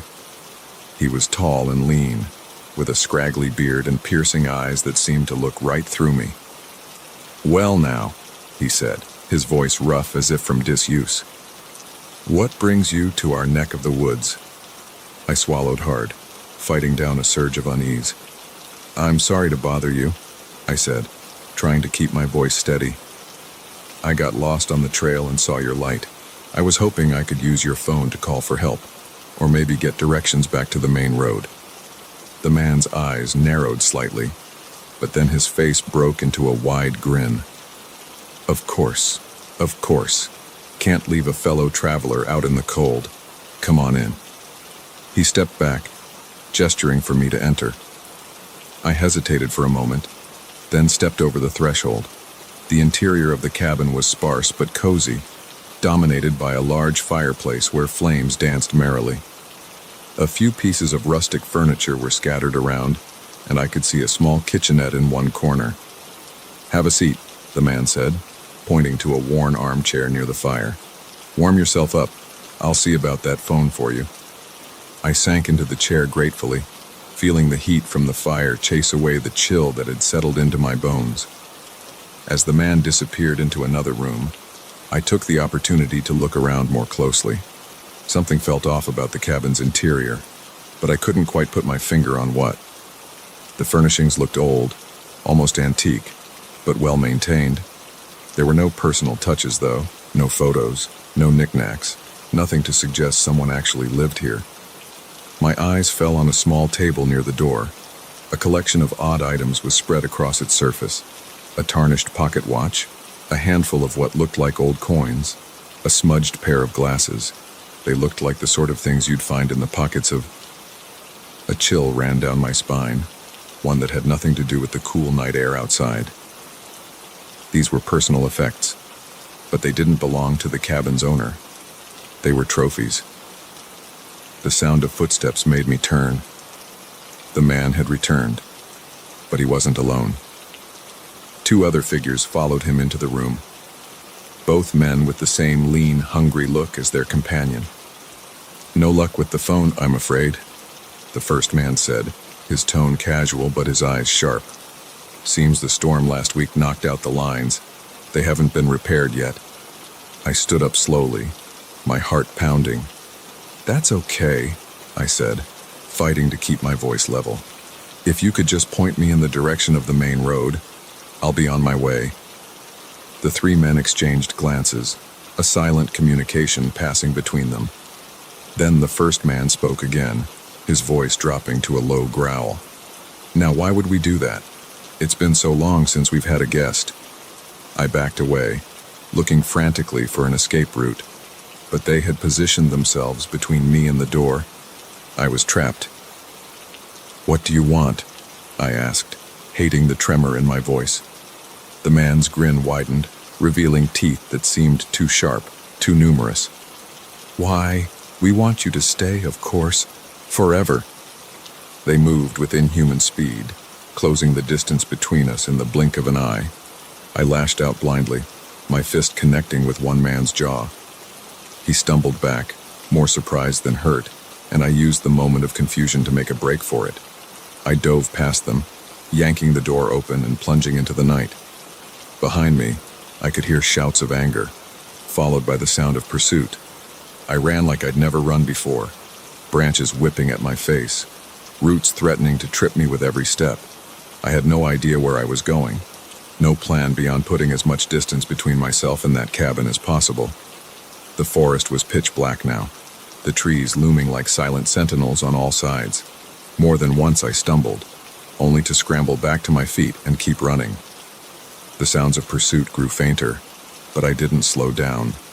My lungs burned, my legs ached, but terror kept me moving. I ran until I couldn't run anymore, finally collapsing against a tree, gulping in great lungfuls of air. As my racing heart began to slow, I strained my ears for any sign that I was still being followed. The forest was silent, save for the pounding of blood in my ears. Had I lost them? Or were they out there still, watching, waiting? I stayed there for what felt like hours, too afraid to move, too afraid to make a sound. Gradually, the adrenaline began to wear off, leaving me exhausted and shivering in the cool night air. I knew I couldn't stay here. I had to keep moving, had to find my way out of this forest before they found me again. With aching muscles protesting every movement, I pushed myself to my feet. The sky had begun to lighten, the first gray hints of dawn breaking through the canopy above. With the growing light came a surge of hope. I could do this. I could survive this. I picked a direction at random and started walking, keeping my ears tuned for any sound of pursuit. As I walked, my mind raced, trying to make sense of what had happened. Who were those men? What did they want with me? The questions tumbled over each other, each more terrifying than the last. It was mid-morning when I finally broke free of the tree line, stumbling onto a paved road. I nearly wept with relief at the sight. A passing motorist took pity on me, giving me a ride to the nearest town where I immediately went to the police. They listened to my story with skeptical expressions, but agreed to send a team to investigate the cabin. They came back empty-handed. There was no cabin, they said. No clearing. No sign that anyone had lived in that part of the forest for decades. I've tried to put that night behind me, to convince myself it was all a stress-induced hallucination. But sometimes, when I close my eyes, I can still see those men, still hear their voices, still feel the terror of being hunted through the dark forest. And sometimes, when I look in the mirror, I swear I can see something in my eyes. Something hungry, something that doesn't belong. And I wonder, did I really escape that night? Or did a part of me stay behind in that cabin, replaced by something else? Something that followed me home from those dark woods. I don't go hiking anymore. I avoid forests altogether. But no matter how far I run, no matter how brightly lit the city streets are, I can't shake the feeling that somewhere out there, in the depths of the wilderness, 3 men are waiting. Waiting for me to lose my way again. Waiting to welcome me home.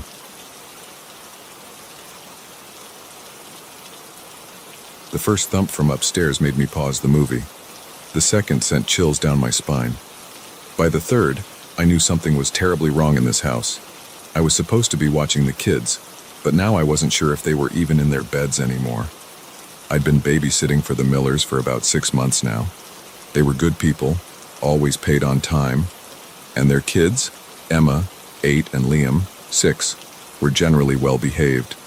Tonight was supposed to be like any other night. Mr. and Mrs. Miller had gone out for their monthly date night, leaving me in charge until around midnight. The evening had started normally enough. I'd made mac and cheese for dinner, the kids' favorite, supervised bath time, and then tucked them into bed with a story. By 9 p.m., the house was quiet, and I'd settled onto the couch with some homework and the TV for background noise. That's when I heard it, a soft thump from upstairs, like something heavy falling onto carpet. I muted the TV, listening intently. For a few moments, there was nothing but silence. I was about to chalk it up to my imagination when I heard it again, louder this time. My heart began to race. It could be nothing, I told myself. Maybe one of the kids had gotten up to use the bathroom, or perhaps it was just the house settling. Old houses made weird noises all the time, right? But then came the third thump, followed by what sounded like footsteps. Heavy footsteps, not the light patter of children's feet. I stood up slowly, my textbook falling forgotten to the floor. "Emma? Liam?" I called out, trying to keep my voice steady. "Is everything okay up there?" No response, just more silence. I took a deep breath, steeling myself. I had to check on the kids. It was my job, after all. But as I approached the stairs, every instinct screamed at me to run, to get out of the house and call for help. I ignored the voice of fear and began to climb, each step creaking under my weight. The upstairs hallway was dark, shadows stretching ominously from the nightlight plugged into the wall. I made my way to Emma's room first, pushing the door open slowly. "Emma," I whispered, peering into the darkness. My hand fumbled for the light switch, and I blinked as the room was suddenly illuminated. The bed was empty, covers thrown back as if she'd left in a hurry. My breath caught in my throat as I noticed her favorite stuffed animal, a worn teddy bear she never slept without, lying on the floor. Panic rising, I rushed to Liam's room next door. The scene was the same, an empty bed, rumpled sheets, no sign of the little boy who should have been sleeping soundly. "Emma, Liam," I called out, no longer caring about keeping quiet. "Where are you?" The house remained silent, mocking my growing fear. I checked the bathroom, finding it empty, then the guest room, the closets, even under the beds. Nothing. As I stood in the hallway, trying to figure out what to do next, I heard another noise. This time, it was coming from downstairs. A soft scraping sound, like furniture being moved. My mind raced. Had someone broken in and taken the kids? Were they still in the house? Should I call the police? What would I tell the Millers? I crept back downstairs, my phone clutched tightly in my hand, 911 pre-dialed and ready to call. The scraping sound had stopped, but now I could hear something else. A low, rhythmic humming. It was coming from the kitchen. I inched closer, my heart pounding so loudly I was sure whoever was in there would hear it. As I reached the doorway, I took a deep breath and peered around the corner. What I saw made my blood run cold. Emma and Liam were there, but they weren't alone. They stood hand in hand with a figure I can only describe as wrong. It was tall, impossibly tall, its head nearly brushing the ceiling. Its limbs were too long, too thin, bending at odd angles. And its face, God, its face, where features should have been, there was only smooth, pale skin, interrupted by a wide, tooth-filled grin that stretched from ear to ear. The creature was swaying gently, humming that eerie tune, and the children swayed with it, their eyes glassy and unfocused. I must have made a sound, a gasp, a whimper, I'm not sure, because suddenly, that featureless face turned towards me. The grin widened, if that was even possible, and it raised one long-fingered hand in a grotesque parody of a wave. I ran like I'd never run before, out the front door and into the street, screaming for help. Lights came on in neighboring houses, curious and concerned faces appearing in windows. But I couldn't stop, couldn't explain. All I could do was run and scream. I don't remember much of what happened next. I have vague memories of police cars, of trying to explain what I'd seen to skeptical officers, of the Millers rushing home, their faces pale with worry, of the frantic search of the house that turned up nothing, no creature, no sign of a break-in, and most disturbingly, no Emma and Liam. The days that followed were a blur of questioning and accusations. The police suspected me at first, the babysitter who conveniently lost the kids she was supposed to be watching. But there was no evidence of foul play, no signs of struggle. It was as if Emma and Liam had simply vanished into thin air. The Millers didn't blame me, at least not openly, but I could see it in their eyes, the unspoken question, how could you let this happen? Weeks turned into months. The search for Emma and Liam continued, but hope dwindled with each passing day. I tried to move on with my life, to forget that terrible night, but the memories haunted me. The sound of that humming, the sight of that grinning, featureless face, they followed me into my dreams, turning them into nightmares. I stopped babysitting. I couldn't bear the thought of being responsible for someone else's children, not after what had happened. I threw myself into my studies, trying to drown out the guilt and fear with academic pursuits. But late at night, when the house was quiet and the shadows grew long, I'd find myself listening for that soft thump, that eerie hum, wondering if the creature would come for me next. It was almost a year later when it happened. I was home alone, studying for finals, when I heard it, that familiar thump from upstairs. My blood ran cold, memories of that night flooding back. For a long moment, I sat frozen, unable to move. Then, slowly, I stood up. I knew I should run, should call for help, but a part of me needed to know, needed to see. I climbed the stairs, each step feeling like it took an eternity. The upstairs hallway was dark, just like that night. But this time, there was a faint glow coming from under my bedroom door. With a trembling hand, I reached for the doorknob. I hesitated for a moment, then steeled myself and pushed the door open. There, in the center of my room, stood Emma and Liam. They looked exactly as they had a year ago, not a day older. And behind them, its long arms draped over their shoulders, was the creature.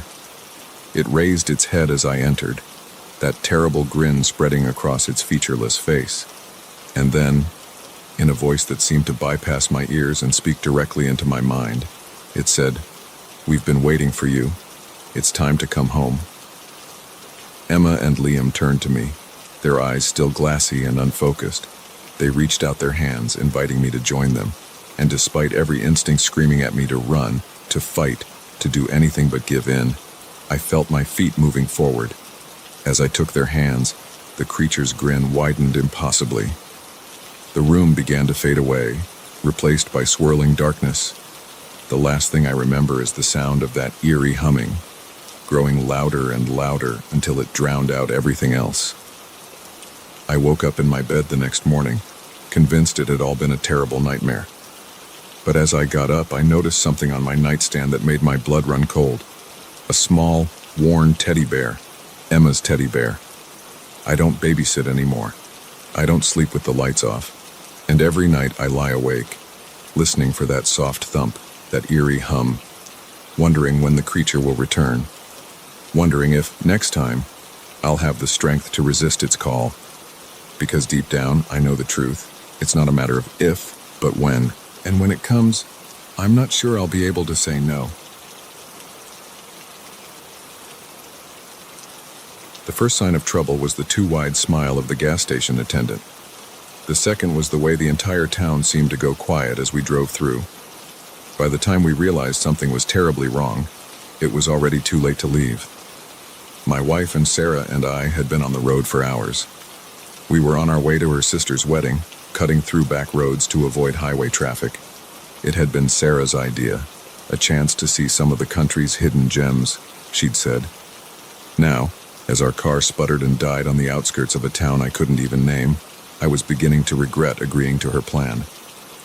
"This can't be happening," Sarah groaned, her head thudding against the headrest. "We're going to miss the rehearsal dinner." I tried to start the car again, but the engine just wheezed pathetically. "Let's not panic," I said, trying to sound more confident than I felt. "There's a town just up ahead. We'll get some help and be back on the road in no time." Sarah didn't look convinced, but she nodded. We got out and started pushing the car towards the town. The late afternoon sun beat down on us, and by the time we reached the quiet "Welcome to Millbrook" sign, we were both sweating and irritable. The town itself looked like something out of a Norman Rockwell painting, all quaint storefronts and neatly trimmed lawns. But there was something off about it. The streets were empty, despite it being barely past 5 p.m. The only sound was the crunch of our shoes on the pavement and the distant bark of a dog. We pushed the car to a gas station on the corner of Main Street. A bell jingled as we entered the attached convenience store, and a man behind the counter looked up. His smile was immediate and wide, too wide, stretching his face in a way that made my skin crawl. "Well, hello there, strangers," he said, his voice overly cheerful. "Welcome to Millbrook. What can I do for you folks today?" I explained about our car trouble, and his grin, impossibly, widened further. "Oh, that's no problem at all. Our town mechanic, old Bill, he can fix anything with an engine. Why don't you folks have a seat and I'll give him a call?" We sat in plastic chairs by the window, watching as the attendant made his call. Outside, I noticed a few people had appeared on the street. They all seemed to be looking our way, their faces bearing the same unsettling smiles as the attendant. "Is it just me?" Sarah whispered.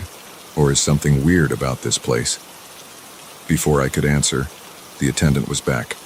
"Good news. Bill's on his way. Should be here in about an hour.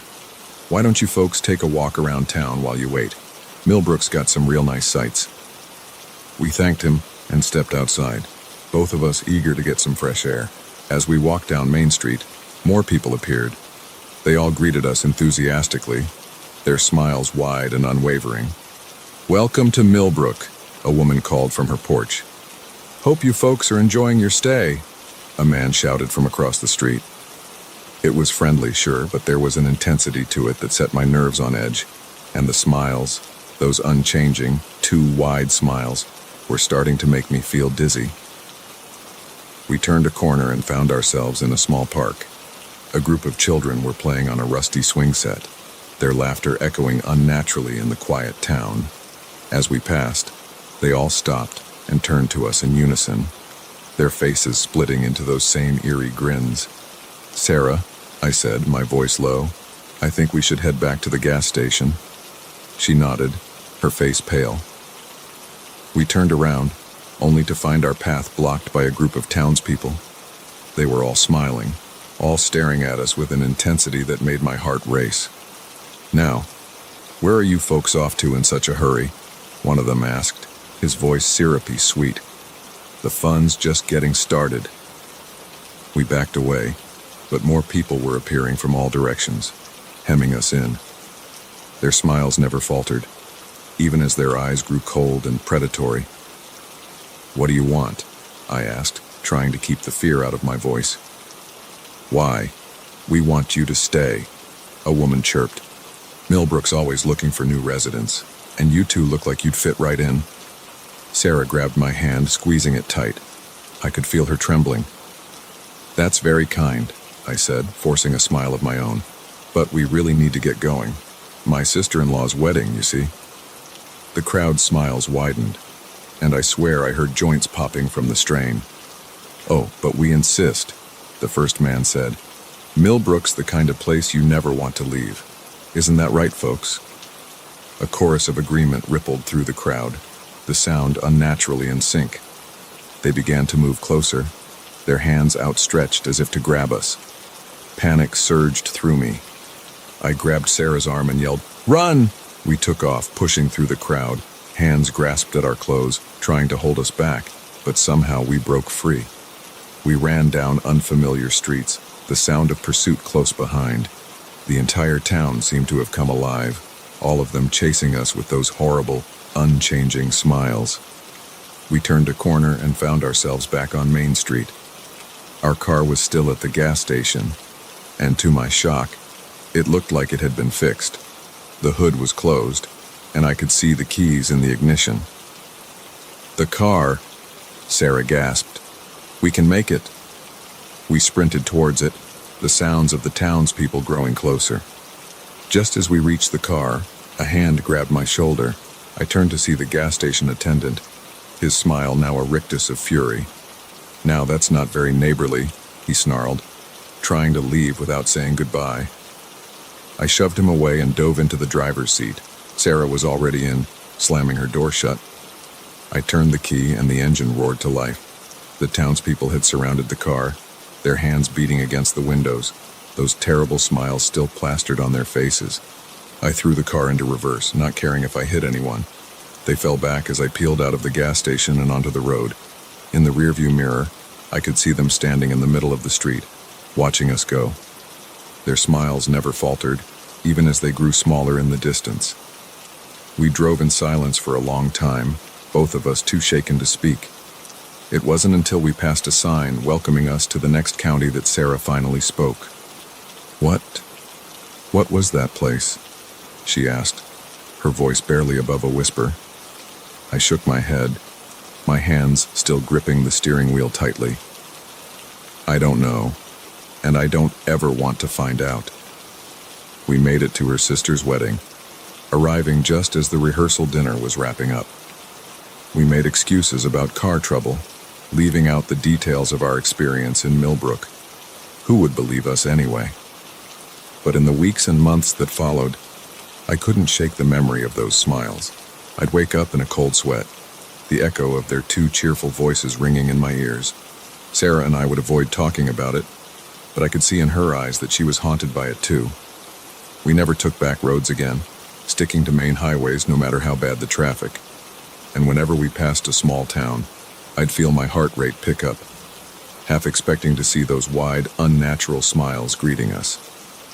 Sometimes, late at night, I find myself wondering about Millbrook. Is it still there, waiting for unsuspecting travelers? Are there others trapped behind those smiling faces, silently screaming for help?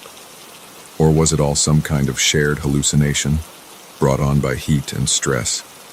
But then I'll catch a glimpse of someone smiling just a bit too widely, or hear a laugh that sounds just a little too cheerful, and I'll feel that same panic rising in my chest. And I'll know, deep in my bones, that what we experienced was real, that somewhere out there in the hidden corners of the country, Millbrook is waiting with open arms and wide, unchanging smiles, ready to welcome its next new residents. And I'll drive a little faster, eyes fixed firmly on the road ahead, trying to outrun the memory of a town where everyone smiles, but no one is happy.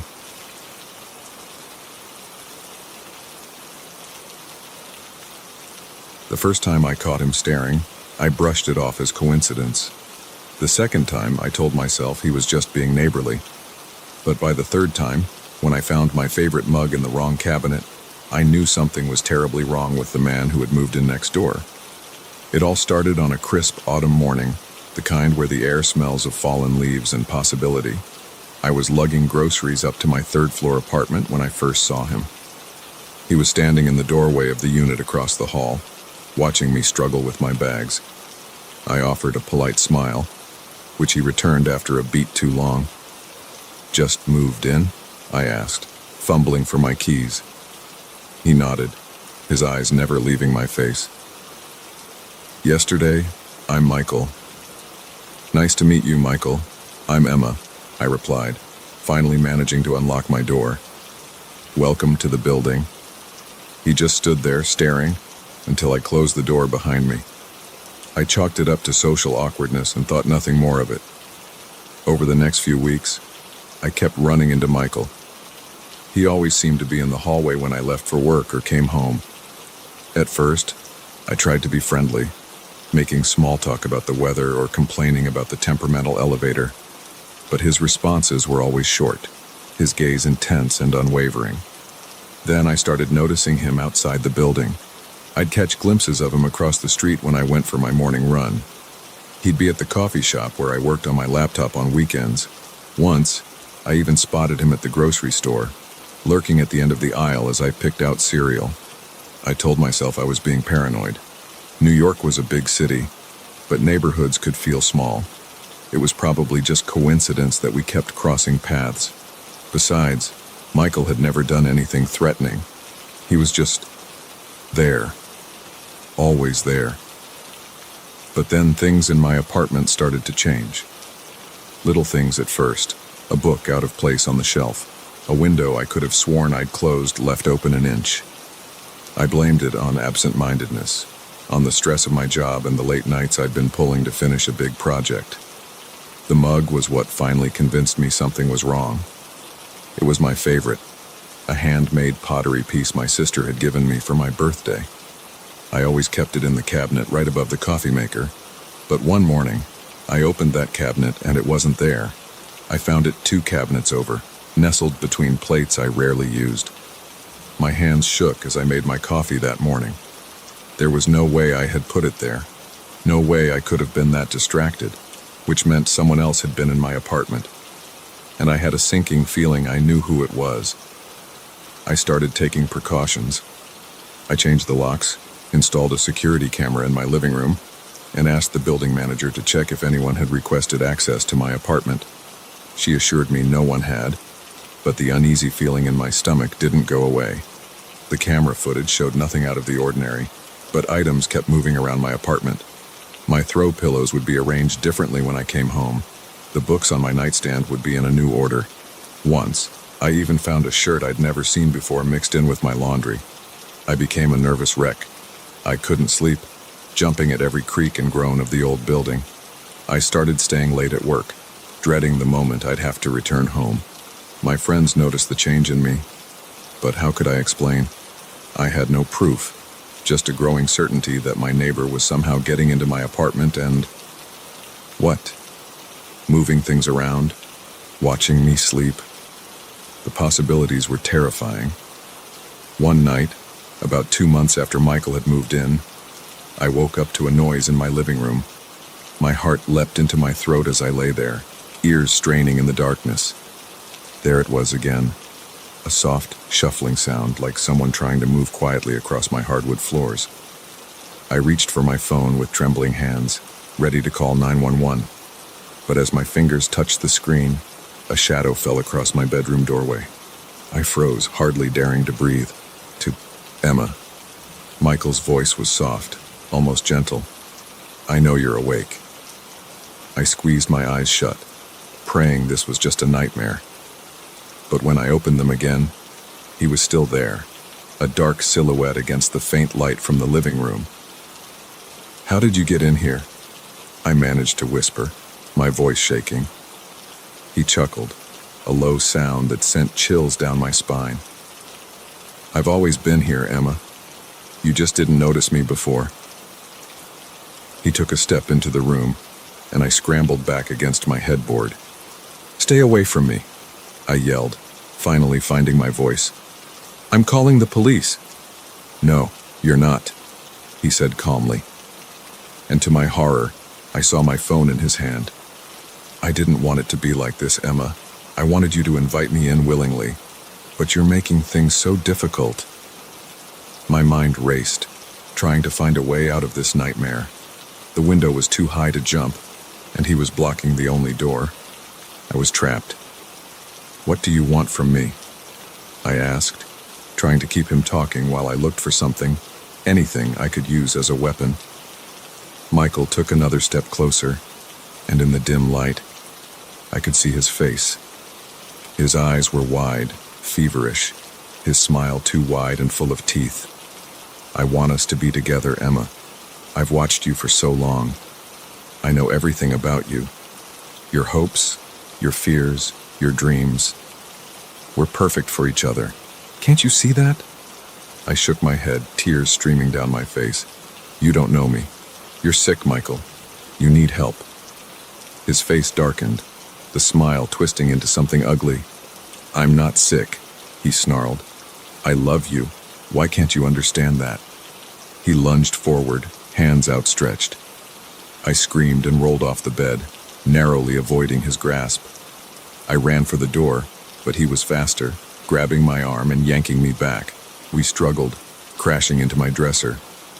I felt something sharp against my hand and grabbed it without thinking, a pair of scissors I'd left out. I swung blindly, feeling the blade connect with something soft. Michael let out a howl of pain and stumbled back. I didn't wait to see how badly I'd hurt him.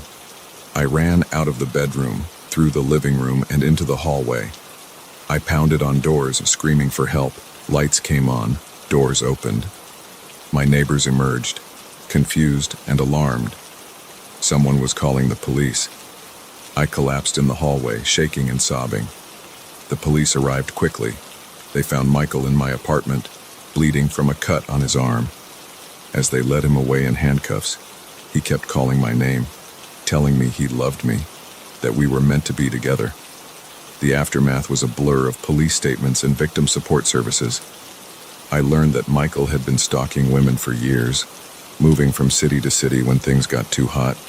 He'd chosen me as his latest obsession, but I was the first to fight back. I couldn't stay in that apartment after what happened. I moved, changed jobs, even changed my name. But the fear lingered. For months, I'd wake up in the middle of the night, certain I could hear footsteps in my living room. I'd check and double-check my locks, jump at unexpected noises, and flinch when strangers got too close. It's been 2 years now. I'm doing better, thanks to therapy and a support group for survivors of stalking. But I'll never forget the terror of that night, the feeling of violation knowing someone had been in my space, watching me when I thought I was alone. Sometimes, when I'm walking down the street or sitting in a cafe, I'll catch someone looking at me. It's probably innocent, just a curious glance or a friendly smile. But for a moment, I'm back in that apartment, with Michael's eyes boring into me. And I'll hurry home, lock my doors, and remind myself that I'm safe now, that he can't hurt me anymore. But late at night, in the quiet darkness of my new apartment, I still wonder, how long had he really been watching me? How much did he see? And most chillingly of all, is there someone else out there, watching me even now, waiting for their chance to make me their obsession?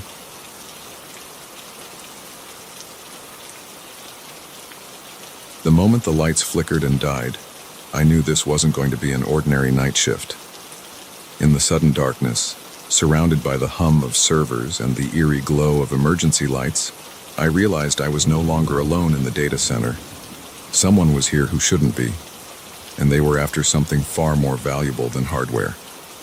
I'd been working the night shift at Centex Data Solutions for about 6 months.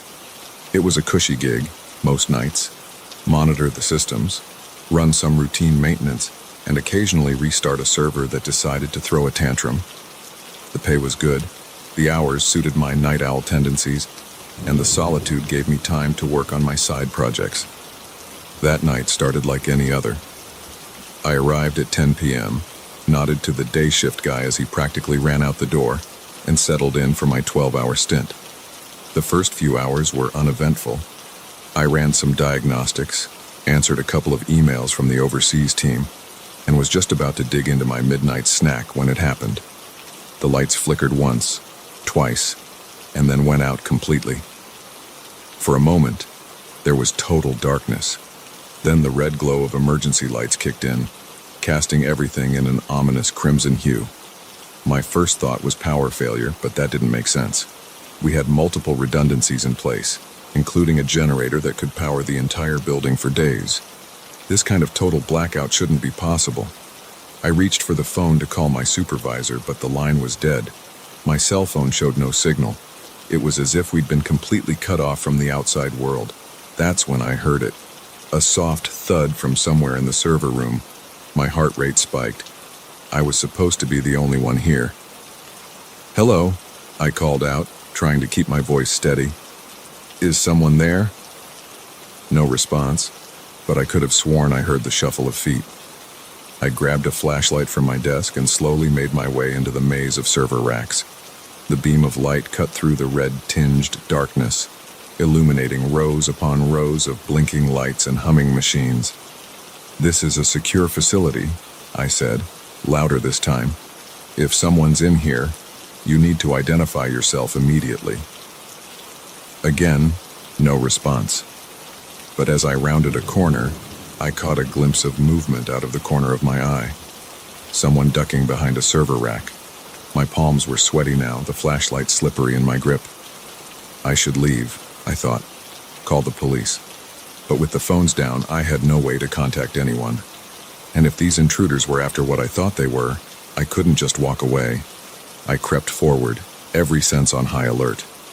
The constant hum of the servers, usually background noise to me, now seemed deafening. I strained to hear any sound that might give away the intruders' positions. As I neared the back of the room, where our most sensitive servers were kept, I heard voices, low, urgent whispers that I couldn't quite make out. I killed my flashlight and pressed myself against a server rack, inching closer. "Faster," one voice hissed. "We don't have much time." "I'm working as fast as I can," another replied. "This encryption is state-of-the-art. It's not like cracking your grandma's Facebook password." I peered around the corner and my blood ran cold. Two figures hunched over a laptop, which was connected directly to one of our most secure servers. They were dressed all in black, faces obscured by ski masks. This was bad, really bad. That server contained some of our clients' most sensitive data, trade secrets, financial records, personal information, the kind of stuff that could ruin lives and topple companies if it fell into the wrong hands. I had to do something. But what? I was no action hero.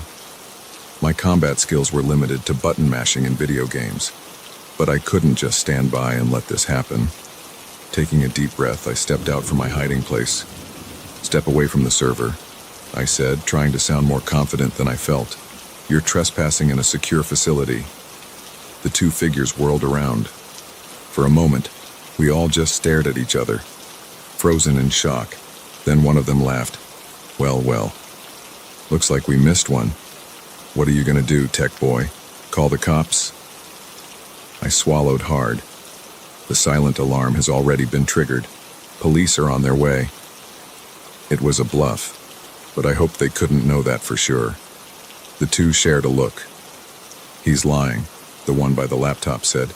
"If the alarm had been triggered, we'd know. Our guy on the inside made sure of that." My heart sank. They had someone on the inside. That explained how they'd gotten past our security. "Doesn't matter," the first one said. "We're almost done here anyway." He turned to me, and I saw the glint of a gun in his hand. "As for you, I'm afraid we can't have any witnesses." Time seemed to slow down. I saw his finger tighten on the trigger. In that moment, pure instinct took over. I dove to the side, crashing into a server rack. The gun went off, the sound deafening in the enclosed space. Alarms started blaring. Apparently, gunshots were enough to trigger the system that the hackers thought they'd disabled. Red lights began flashing, adding to the chaos. I scrambled to my feet and ran, darting between the rows of servers. I could hear them behind me, shouting and knocking things over in their pursuit. I needed a plan. I couldn't outrun them forever, and eventually, they'd corner me. Then I remembered. The fire suppression system. It was my last resort, a desperate move that would likely fry millions of dollars worth of equipment. But right now, it was my only chance. I made a sharp turn, heading for the control panel. Bullets pinged off metal around me, spurring me to run faster than I'd ever run before. I reached the panel and slammed my hand down on the emergency release.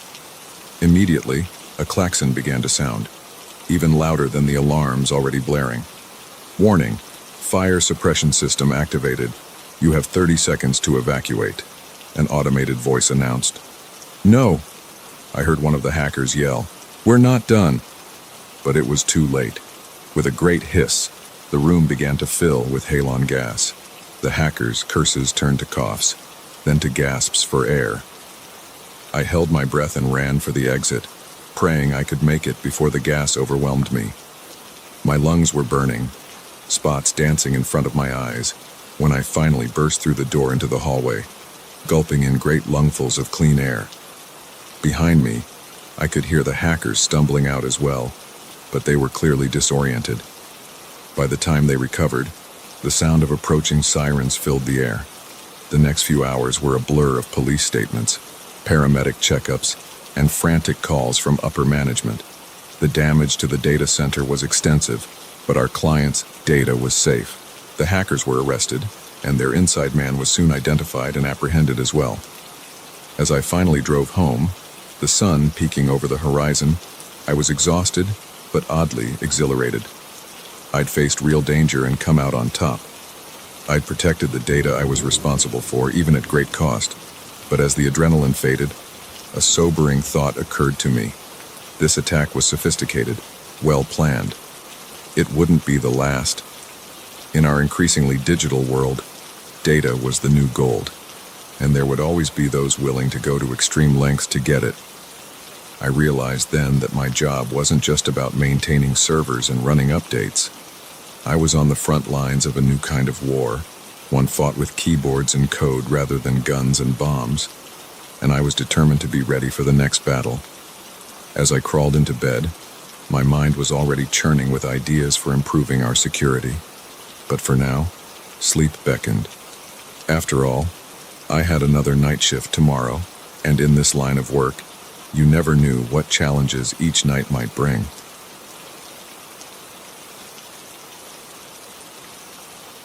The first growl echoed through the cave, freezing us all in place. The second made our blood run cold. By the third, we knew with terrifying certainty that we weren't alone in this dark, underground maze. And whatever was in here with us, it was hungry. It was supposed to be a simple day hike, a chance for me and my 3 closest friends to escape the city and enjoy some fresh air. Jake, our self-proclaimed wilderness expert, had heard about a little-known trail that led to some spectacular views. Sarah, always up for an adventure, jumped at the idea. Mike and I were more hesitant, but we eventually gave in to their enthusiasm. The hike started off great. The weather was perfect, cool and crisp with a light breeze. We laughed, shared stories, and marveled at the beauty of nature around us. But as the hours wore on, the trail became less defined. Jake assured us we were going the right way, but I could see the uncertainty in his eyes. By late afternoon, we had to admit it. We were lost. The sun was sinking lower in the sky, and the temperature was dropping rapidly. That's when Sarah spotted the cave entrance, half hidden behind a cluster of boulders. We should stay there for the night, she suggested. It'll shelter us from the wind, and we can figure out our way back in the morning. None of us liked the idea much, but with darkness approaching and no better options, we reluctantly agreed. The cave entrance was narrow, forcing us to go in single file. I went last, casting one final glance at the fading daylight before ducking into the darkness. The interior of the cave opened up into a larger chamber. Our flashlights cast eerie shadows on the rough stone walls. Water dripped somewhere in the distance, the sound echoing ominously. Well, this is cozy, Mike said, his attempt at humor falling flat in the oppressive atmosphere. We set up our makeshift camp, spreading out sleeping bags and dividing up the meager rations we had left. No one felt much like talking. The weight of our situation, lost in a cave with limited supplies, was starting to sink in. I was just about to suggest we try to get some sleep when we heard it. A low, rumbling growl that seemed to come from the very walls of the cave. We all froze, eyes wide in the dim light of our flashlights. "What was that?" Sarah whispered, her voice trembling. "Probably just the wind," Jake said, but he didn't sound convinced. Then we heard it again, louder this time, and closer. "That's not the wind," Mike said, scrambling to his feet. "We need to get out of here." But as we turned towards the entrance, another growl came from that direction. Whatever it was between us and our only way out. "There's got to be another way," I said, trying to keep my voice steady.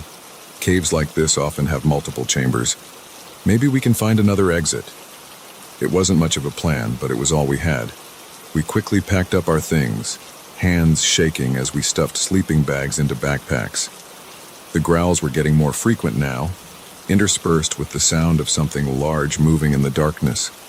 We moved deeper into the cave, our flashlights providing meager illumination in the pitch black. The passage narrowed, then widened again into another chamber, but this one wasn't empty. Our lights fell on a pile of bones in the corner. Some were clearly animal, but others looked disturbingly human. Sarah let out a choked sob. Oh God, what is this place?" As if in answer, a roar shook the cave, so loud it made my ears ring. And then we saw it. It emerged from a shadowy crevice, a creature that shouldn't exist. It was massive, easily 7 feet tall, with a body that seemed to be a nightmarish blend of bear and something almost human. Its eyes reflected our flashlight beams, glowing an eerie yellow. Saliva dripped from jaws filled with teeth as long as my fingers. For a moment, we all stood frozen in terror. Then Jake shouted, "Run!" And we all snapped into action. We bolted down a side passage, the creature's roars and the sound of its massive body scraping against stone close behind. We ran blindly, taking turns at random, driven by pure terror. I don't know how long we ran. Time seemed to lose all meaning in the darkness. But eventually, we found ourselves in a small chamber with no other exits. We were trapped. The creature's growls grew closer. We pressed ourselves against the far wall, flashlights pointed at the entrance. I could feel Sarah trembling beside me, hear Mike's rapid, panicked breathing. "What do we do?" Sarah whimpered. I looked around desperately, searching for anything that might help us. That's when I noticed the strange markings on the wall behind us. They looked ancient, like cave paintings. But there was something off about them. They seemed to shimmer faintly in the light of our flashlights. On impulse, I reached out and touched one. To my shock, my hand passed right through the stone. "Guys," I gasped. "I think I found something." But before I could explain, the creature appeared at the entrance to our chamber.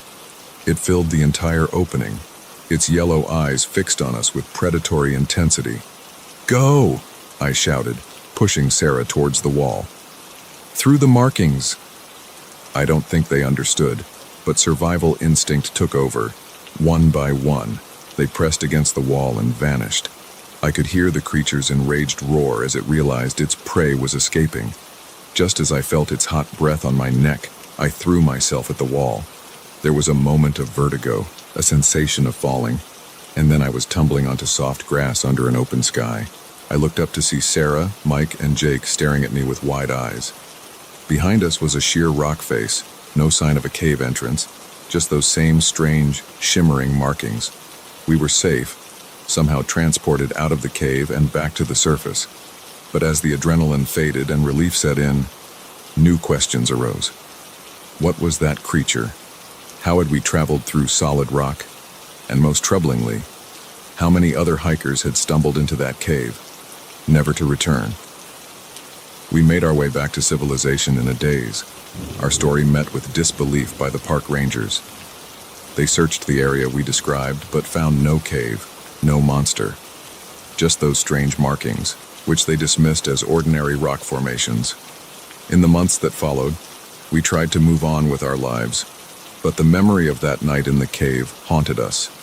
We'd seen something that defied explanation, experienced something that challenged everything we thought we knew about reality. I found myself researching cryptozoology, cave systems, even quantum physics, searching for any explanation for what we'd encountered. Sarah threw herself into her work, while Mike turned to religion, finding comfort in faith. Jake, ironically, swore off the outdoors entirely. We don't talk about that night much anymore. It's too unbelievable, too terrifying to put into words. But sometimes, when I'm alone in the dark, I swear I can hear a distant growl, and I wonder about that creature, still lurking in its underground lair, waiting for its next unsuspecting victims. And I think about those markings, that impossible portal that saved our lives. What were they? Who put them there? Are there others, scattered around the world, waiting to be discovered? I don't have answers, but I know one thing for certain. The next time someone suggests a hike to see some spectacular views, I'm staying home. Some adventures, it turns out, are better left unexplored.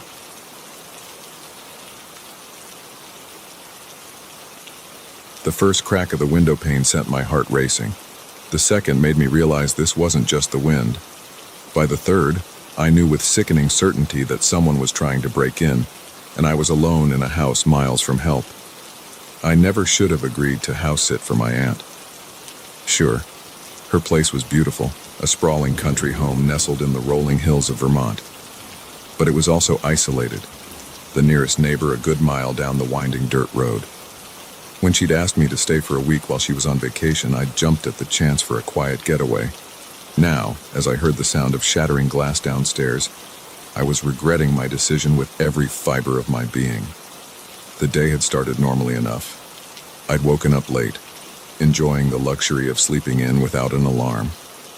I'd made myself a leisurely breakfast, then settled on the porch with a book, basking in the warm summer sun. As evening approached, I'd come inside and made dinner, then curled up on the couch to watch a movie. That's when I'd heard it, a soft thud from outside. I'd paused the movie, listening intently. For a moment, there was nothing but silence. Then another thud, followed by the sound of footsteps on the porch. My first thought was that my aunt had come home early, but as I approached the front door, I saw a shadow move past the window, a figure much larger than my petite aunt. That's when the first crack of glass sent me scrambling back. Now, huddled in the upstairs guest room, I could hear them moving around downstairs. The heavy tread of boots on hardwood, the crash of something being knocked over. My hands shook as I fumbled with my phone, trying to dial 911. But as the call tried to connect, I remembered my aunt's words from when I'd arrived. Cell service is spotty out here. If you need to make a call, use the landline in the kitchen. The kitchen, where the intruders were now. I bit back a sob of frustration and fear. Think, I told myself. There has to be a way out of this. I looked around the room, searching for anything I could use as a weapon. My eyes fell on a heavy brass lamp on the bedside table. It wasn't much, but it was better than nothing. I unplugged it, gripping it tightly as I crept towards the door. The hallway was dark, the only light coming from downstairs. I could hear them talking now, their voices low and gruff. "Check upstairs," one of them said. "Make sure we're alone." My heart leapt into my throat. I looked around frantically, spotting a linen closet at the end of the hall. Without thinking, I darted towards it, slipping inside just as I heard footsteps on the stairs. Through a crack in the door, I watched as a man passed by. He was tall and broad-shouldered, dressed all in black. In his hand, he held a crowbar. I held my breath, praying he wouldn't check the closet. He moved from room to room, his boots heavy on the wooden floor. I could hear him rifling through drawers, opening closets. He was getting closer. Just as I thought he was about to discover my hiding place, a shout came from downstairs. "Hey, I found something." The man turned and hurried back down the stairs. I let out a shaky breath, my legs trembling so badly I had to lean against the wall for support. I knew I couldn't stay in the closet forever. Sooner or later, they'd find me. I had to get out of the house. Clutching the lamp, I eased the closet door open. The hallway was empty. I crept towards the stairs, straining my ears for any sound of movement below. I could hear them in what sounded like my aunt's study. They were arguing about something, their voices rising in frustration. This was my chance. I took a deep breath and started down the stairs, wincing at every creak of the old wood. My heart was pounding so loudly I was sure they must be able to hear it. I made it to the bottom of the stairs and paused, listening. They were still in the study. The front door was just a few feet away. If I could make it there, I took a step forward, then another. The door was so close. Just a few more steps. Suddenly, a floorboard creaked loudly under my foot. The voices in the study stopped abruptly. "What was that?" one of them asked. Panic surged through me. I abandoned all attempts at stealth and ran for the door, yanking it open and bursting out into the cool night air. Behind me, I could hear shouts and the pounding of feet. I ran down the porch steps and across the lawn, heading for the woods that bordered the property. Branches whipped at my face as I plunged into the trees, but I didn't slow down. I could hear them crashing through the underbrush behind me, their angry shouts echoing in the darkness. I ran blindly, with no idea where I was going, driven only by the need to get away. My lungs were burning, my legs aching, but I pushed on. The sound of pursuit seemed to be getting fainter, or was that just my imagination? Just as I thought I might have lost them, my foot caught on a root. I went down hard, the lamp flying from my hand. For a moment, I lay there, dazed and winded. Then I heard it, voices. Closer now. They were coming. I struggled to my feet, looking around desperately for somewhere to hide. That's when I saw it. A large, hollow log a few feet away. Without hesitation, I dove into it, curling up as small as I could make myself. From my hiding place, I watched as flashlight beams swept across the forest floor. I could see their feet moving past, hear their angry muttering. Where'd she go? She can't have gotten far. Keep looking. I held my breath, pressing myself further into the log. Please don't let them find me. Minutes passed like hours. I could hear them moving around, searching. More than once, a beam of light passed over my hiding place, and I was sure I'd been discovered. But each time, they moved on. Finally, after what felt like an eternity, I heard one of them say, "Forget it. She's long gone. Let's get out of here before someone shows up." Their footsteps receded, and soon the forest was quiet once more. But I didn't move. I was too scared, too unsure if it was really over. I don't know how long I stayed in that log. Hours, probably. The sky was starting to lighten when I finally gathered the courage to crawl out. My whole body ached, and I was covered in dirt and scratches. But I was alive. Somehow, I'd survived. I made my way back to the house cautiously, half expecting the intruders to jump out at any moment. But the place was quiet. The front door stood open, and inside, I could see evidence of their search. Drawers pulled out, items strewn across the floor. With shaking hands, I picked up the landline and called the police. They arrived quickly, lights flashing and sirens blaring. I gave my statement in a daze, still not quite believing what had happened. The intruders were never caught. The police said they were probably just burglars, opportunists who'd thought the house was empty. But in my nightmares, I still see them chasing me through those dark woods, their angry shouts echoing in my ears. I didn't stay at my aunt's house after that. I couldn't. The place that had seemed so peaceful now felt tainted, unsafe. I went back to my small apartment in the city, finding comfort in the constant noise and presence of other people. But sometimes, late at night, when the city grows quiet and the shadows seem to lengthen, I find myself thinking about that night, about how close I came to, I don't even know what. And I wonder about those men, Who were they, really? What were they looking for? I'll probably never know the answers. But one thing's for certain. I'll never house sit in a remote location again. Some peace and quiet just isn't worth the risk. The moment I saw his thumb jutting out from the side of the desolate highway, I knew I shouldn't stop. But as the lone figure grew larger in my rearview mirror, curiosity overrode my better judgment. Little did I know, this decision would plunge me into a nightmare that would haunt me for years to come. The sun was setting over the vast expanse of the Mojave Desert, painting the sky in hues of orange and purple. I'd been driving for hours, the monotony of the landscape broken only by the occasional tumbleweed or distant mountain range. My eyes were heavy, my back aching from too many hours behind the wheel. I was looking forward to reaching the next town, wherever that might be, and calling it a night. That's when I saw him. A solitary figure on the side of the road, arm outstretched, thumb raised in the universal sign of a hitchhiker. As I got closer, I could make out more details. He was a man, probably in his mid-30s, with a scruffy beard and clothes that had seen better days. A large backpack sat at his feet. Every instinct told me to keep driving. I'd heard all the stories about the dangers of picking up strangers, especially in the middle of nowhere. But something about the man's posture, the slump of his shoulders, made me hesitate.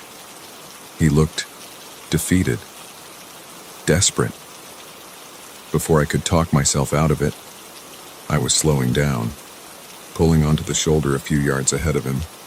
I watched in my side mirror as he jogged towards the car, his face breaking into a relieved smile.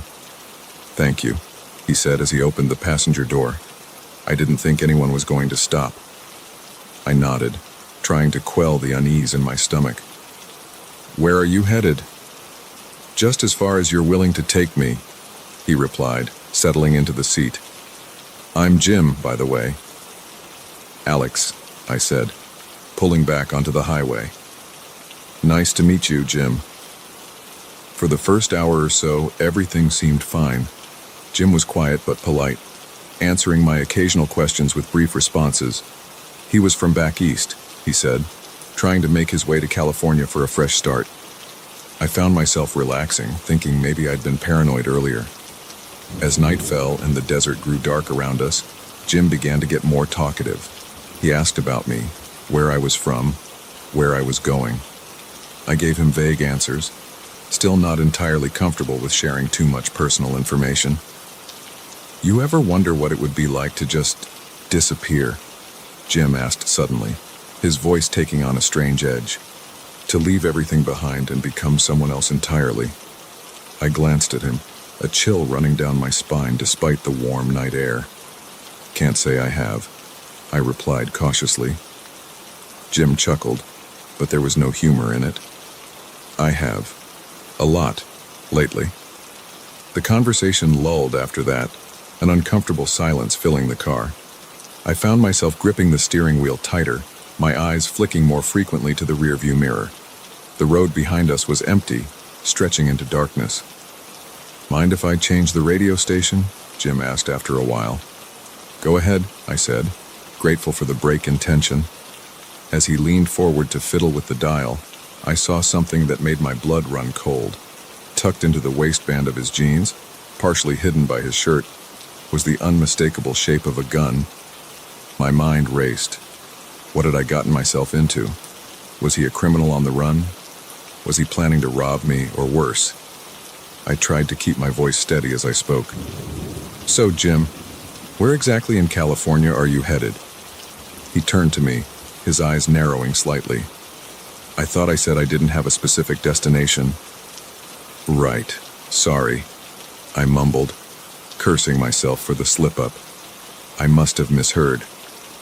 Jim was watching me now, his earlier friendliness replaced by something harder, more calculating. I could feel sweat beading on my forehead, my heart pounding in my chest. "You seem nervous, Alex," he said, his voice low. "Everything okay?" I nodded, perhaps a bit too enthusiastically. "Yeah, fine. Just tired, I guess. Been driving a long time." Maybe we should pull over, Jim suggested. Take a break. No, I said quickly, then tried to recover. I mean, I'm okay. There's a town coming up soon, I think. We can stop there. Jim didn't respond, but I could feel his eyes on me. The silence in the car was oppressive, broken only by the hum of the engine and the occasional static from the radio. I was trying to figure out what to do when I saw it. A sign for a rest stop, just a mile ahead. It wasn't ideal, but it was something. Maybe I could find a way to get help, or at least get away from Jim. I'm going to pull into this rest stop, I announced, trying to sound casual. Need to use the restroom. Jim nodded slowly. All right. I pulled into the rest stop, my mind whirling with half-formed plans. There were a few other cars parked there, which gave me a small measure of comfort. As soon as I stopped the car, I unbuckled my seatbelt and reached for the door handle. Alex, Jim said, his voice stopping me cold. I wouldn't do that if I were you. I turned to find the gun in his hand, pointed directly at me. My heart felt like it might burst out of my chest.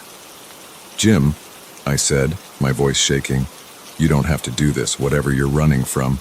Shut up, he snapped. Start the car, we're leaving. Please, I begged. Just take the car. You don't need me. His laugh was cold, humorless. Oh, but I do. See, you're my insurance policy. As long as I have you, no one's going to look too closely at me. We're just two friends on a road trip, right? With trembling hands, I started the car.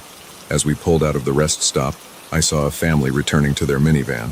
I wanted to scream, to honk the horn, to do something to get their attention, but the cold press of the gun against my ribs kept me silent. We drove through the night, Jim directing me onto smaller and smaller roads. I lost track of where we were, each mile taking us further from safety, further from any hope of rescue. As dawn began to break, Jim instructed me to pull onto a dirt road that led into the desert. We bumped along for what felt like hours, until finally, he told me to stop. End of the line, Alex, he said, gesturing for me to get out of the car. On shaky legs, I stepped out into the desert. The sun was rising, casting long shadows across the barren landscape. Jim walked me a short distance from the car, the gun never wavering. I'm sorry it had to be this way, he said, and for a moment, I thought I saw a flicker of regret in his eyes. You seem like a good guy. Wrong place, wrong time, I guess. I closed my eyes, waiting for the shot that would end it all. But it never came. Instead, I heard the sound of retreating footsteps, then a car door slamming. I opened my eyes just in time to see my car disappearing in a cloud of dust. Jim was gone, leaving me stranded in the middle of the desert with nothing but the clothes on my back. It took 2 days for someone to find me. 2 days of scorching heat and freezing nights, of thirst and hunger and the very real fear that I would die out there. When a park ranger finally spotted me, I was delirious, sunburned, and on the verge of collapse. The police never found Jim or my car. They told me I was lucky to be alive, that many victims of similar crimes weren't so fortunate. But as I lay in the hospital, trying to make sense of what had happened, I didn't feel lucky. I felt violated, betrayed by my own compassion. It's been years since that night, but I still see Jim's face in my dreams. I still feel the press of that gun against my ribs. And every time I see a hitchhiker on the side of the road, I feel a mixture of fear and guilt as I speed past, windows locked, eyes straight ahead. I learned a hard lesson in the desert that day. Sometimes, the most dangerous predators are the ones that look just like us, the ones that prey on our kindness, our empathy. And sometimes, the choice to help a stranger can lead us down a road from which there's no turning back.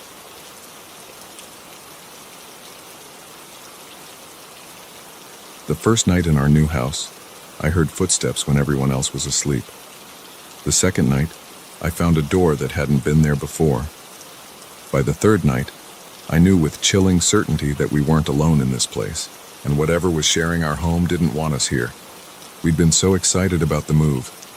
After years of cramped apartment living, Sarah and I had finally saved enough for a down payment on a house. It was an old Victorian, a bit rundown, but with good bones, as the realtor kept emphasizing. The price was surprisingly low for the neighborhood, but we didn't question our luck. We were too thrilled at the prospect of space for our growing family. Sarah was 5 months pregnant with our first child. The first few days were a whirlwind of unpacking and settling in. The house creaked and groaned, but we chalked it up to its age. "It's just settling," I'd tell Sarah when she mentioned hearing odd noises at night. I was so focused on getting everything ready for the baby that I barely noticed the strange cold spots in certain rooms or the way shadows seemed to move in the corners of my vision. It was on the third night that things took a turn. I was up late, painting the nursery, when I heard it, clear, distinct footsteps coming from the floor above. But that was impossible. We didn't have an attic, and Sarah was sound asleep in our second-floor bedroom, heart pounding. I crept up the stairs, paint roller still in hand. The sound had stopped, but as I reached the top of the stairs, I saw something that made my blood run cold. There, in the wall across from our bedroom, was a door that I was certain hadn't been there that morning. I stood frozen, staring at it. It was old, the wood dark with age, with an ornate brass knob that seemed to gleam in the dim light.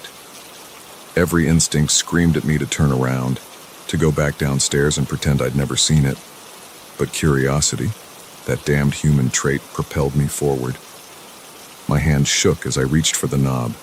It was ice cold to the touch, sending a shiver down my spine. I took a deep breath and turned it slowly. The door opened with a creak that seemed to echo through the silent house. Beyond it was darkness, thick and impenetrable. The beam of my phone's flashlight barely seemed to make a dent in it. "Hello," I called out, my voice sounding small and frightened even to my own ears. "Is someone there?" No response, just that oppressive silence. I took a tentative step forward, then another. The floorboards groaned under my weight.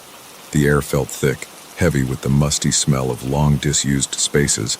Suddenly, my light fell on something that made my heart leap into my throat. A figure, standing motionless in the darkness. I stumbled back, a cry of terror caught in my throat. But it wasn't a person. As my eyes adjusted, I realized it was a mannequin, dressed in what looked like clothes from another century. Around it were piles of boxes and old furniture, all covered in a thick layer of dust. I let out a shaky breath, relief washing over me. It was just an old storage space, probably sealed up years ago and forgotten. Nothing sinister, nothing supernatural, just an oddity in an old house. I was about to turn back when something caught my eye. A glint of metal nestled among the boxes. Curiosity got the better of me once again, and I moved closer to investigate. It was a locket, tarnished with age, but still beautiful. I picked it up, turning it over in my hands. There was an inscription on the back, but it was too worn to make out. As I fumbled with the clasp, trying to open it, I heard something that made my blood run cold. Footsteps, coming from behind me. I whirled around, my heart pounding so hard I thought it might burst out of my chest. But there was nothing there. Just the open doorway, leading back to the familiar hallway of our home. That should have been my cue to leave, to slam that door shut and never look back. But I didn't. Instead, I pocketed the locket and continued exploring. The room was larger than I'd initially thought, stretching back into shadows my light couldn't penetrate. I moved deeper, past more mannequins and piles of antique furniture. The further I went, the colder it got, until I could see my breath misting in front of me. That's when I heard it, a whisper, so faint I almost missed it. "Get out." I spun around, my flashlight beam dancing wildly across the room. "Who's there?" I demanded, trying to keep the fear out of my voice. "Get out." The whisper had become a roar, seeming to come from everywhere at once. I ran like I'd never run before, back through the maze of forgotten things, towards the door. But it wasn't there. Where the door had been was now just more wall, more darkness. Panic seized me. I pounded on the walls, screaming for help, but my cries seemed swallowed by the oppressive silence of the room. Just as despair was about to overwhelm me, my hand brushed against something. The doorknob. With a sob of relief, I turned it and burst through, slamming the door behind me. I stood there in the hallway, gasping for breath, my heart racing. Had that really happened? Or had I fallen asleep while painting and had some kind of vivid nightmare? But the weight of the locket in my pocket told me it had been real. All too real. I stumbled back to the bedroom, my mind reeling. Should I wake Sarah? Tell her what had happened? But how could I explain something I barely understood myself? In the end, exhaustion won out. I crawled into bed, telling myself I'd figure it out in the morning. But when morning came, the door was gone. The wall was smooth, unbroken, as if the events of the night had been nothing but a dream. Even the locket had vanished from my pocket. I tried to convince myself that's all it had been. A dream. A hallucination brought on by stress and paint fumes. But deep down, I knew the truth. Something was in our house. Something that didn't want us here. Over the next few weeks, strange occurrences became our new normal. Items would move on their own. Doors would slam shut without warning. And always, there were the footsteps at night. Sarah noticed too. I'd catch her staring at the walls sometimes, a look of confusion and fear on her face. But we didn't talk about it. It was as if speaking about the strange events would make them more real, more dangerous. Then came the night I woke to find Sarah's side of the bed empty. Panic gripped me as I searched the house, calling her name. I was about to call the police when I heard it. Her voice, muffled but unmistakable, coming from behind that damned door that had reappeared in the hallway. I didn't hesitate this time. I flung the door open and plunged into the darkness beyond. "Sarah!" I yelled, my voice echoing in the cavernous space. John, help me!" Her voice sounded distant, frightened. I ran towards the sound, barely aware of my surroundings. Objects loomed out of the darkness, more mannequins, old furniture, things I couldn't even identify. But none of that mattered. All that mattered was finding Sarah. I found her in what looked like an old nursery, surrounded by creepy antique dolls and a rusted crib. She was curled up in a rocking chair, her hands protectively over her swollen belly. "Sarah," I breathed, relief washing over me. "What happened? How did you get here?" She looked up at me, her eyes wide with fear. I don't know. I woke up and I was just here." "John, what is this place? What's happening to us?" Before I could answer, a cold wind swept through the room.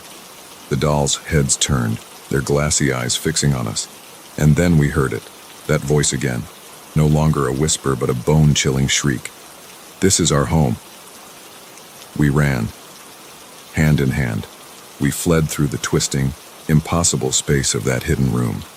Behind us, we could hear things moving, pursuing. The air was filled with whispers and screams, the sound of 100 years of trapped souls. Somehow, we made it back to the door. We burst through it and I slammed it shut, leaning against it as if my weight alone could keep the horrors at bay.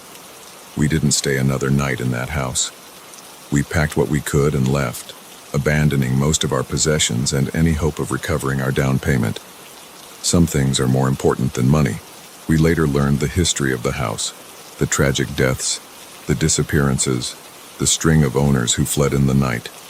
We were lucky, the local historian told us. Lucky to have escaped.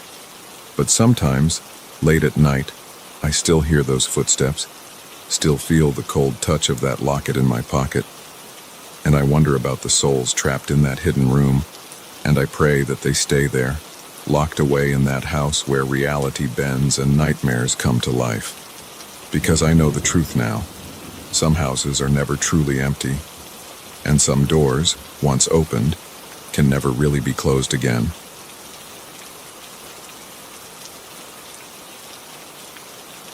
moment I stepped onto the porch of that isolated farmhouse, I knew something was terribly wrong. The door hung askew on its hinges, and an eerie silence blanketed the property.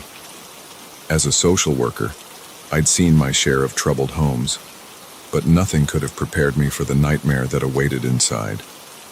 My name is Claire, and I've been a social worker for nearly a decade. I thought I'd seen it all. Homes ravaged by poverty, families torn apart by addiction, children bearing scars both visible and hidden. But the Lawson case, that was different. That was the case that almost broke me. It started like any other day. I'd received a report about the Lawson family, concerns about neglect, possible domestic violence. Standard procedure was to do a home visit, assess the situation, and determine if further intervention was necessary. The file noted that the family lived in a remote area, but I hadn't realized just how isolated until I found myself driving down a narrow dirt road, fields of dying corn stretching endlessly on either side. The farmhouse appeared suddenly, looming against the gray sky like something out of a Gothic novel. Paint peeled from its weathered boards, and several windows were boarded up. As I parked my car, I noticed there were no other vehicles in sight. Strange, considering the file mentioned 2 parents and 3 children. I gathered my bag and clipboard, took a deep breath, and approached the front door. That's when I noticed the first sign that something was amiss. The door wasn't just unlocked, it was partially open, swaying slightly in the breeze. Smears of what looked disturbingly like blood stained the white paint. "Hello?" I called out, my voice sounding small and uncertain in the oppressive silence. "Mr. and Mrs. Lawson, this is Claire from Social Services. I'm here for our scheduled visit." No response, not even the sound of movement from within the house, just that unnerving silence. Every instinct told me to turn back, to call the police and let them handle whatever was going on here. But I couldn't shake the thought of those 3 children mentioned in the file. What if they were in there, hurt or scared? I had a duty to make sure they were safe. Steeling myself, I pushed the door open wider and stepped inside. The interior was dark, the air thick with the musty smell of neglect and something else, something coppery and sickening that made my stomach turn. "Hello," I called again, fumbling for the light switch. It clicked, but nothing happened. The power was out. I pulled out my phone, using its flashlight to illuminate the room. What I saw made my blood run cold. The living room was a scene of chaos, furniture overturned, picture frames shattered on the floor. And there, on the faded floral wallpaper, were more of those dark, rust-colored smears. My heart pounding, I moved deeper into the house. The kitchen was equally disturbed, drawers pulled out and their contents scattered across the linoleum. A half-eaten meal sat on the table, covered in a fine layer of mold. Whatever had happened here, it hadn't been recent. As I turned to check the rest of the house, something caught my eye. A child's drawing was pinned to the refrigerator, held in place by a magnet shaped like a smiling sun. The crayon sketch showed a house, this house, with 5 stick figures standing in front. But 3 of the figures had been violently scribbled out with black crayon, leaving only 2 standing. A chill ran down my spine. What had happened to this family? I made my way upstairs, each step creaking ominously under my weight. The upper floor was a long hallway with several doors leading off it. The first room I checked appeared to be the master bedroom.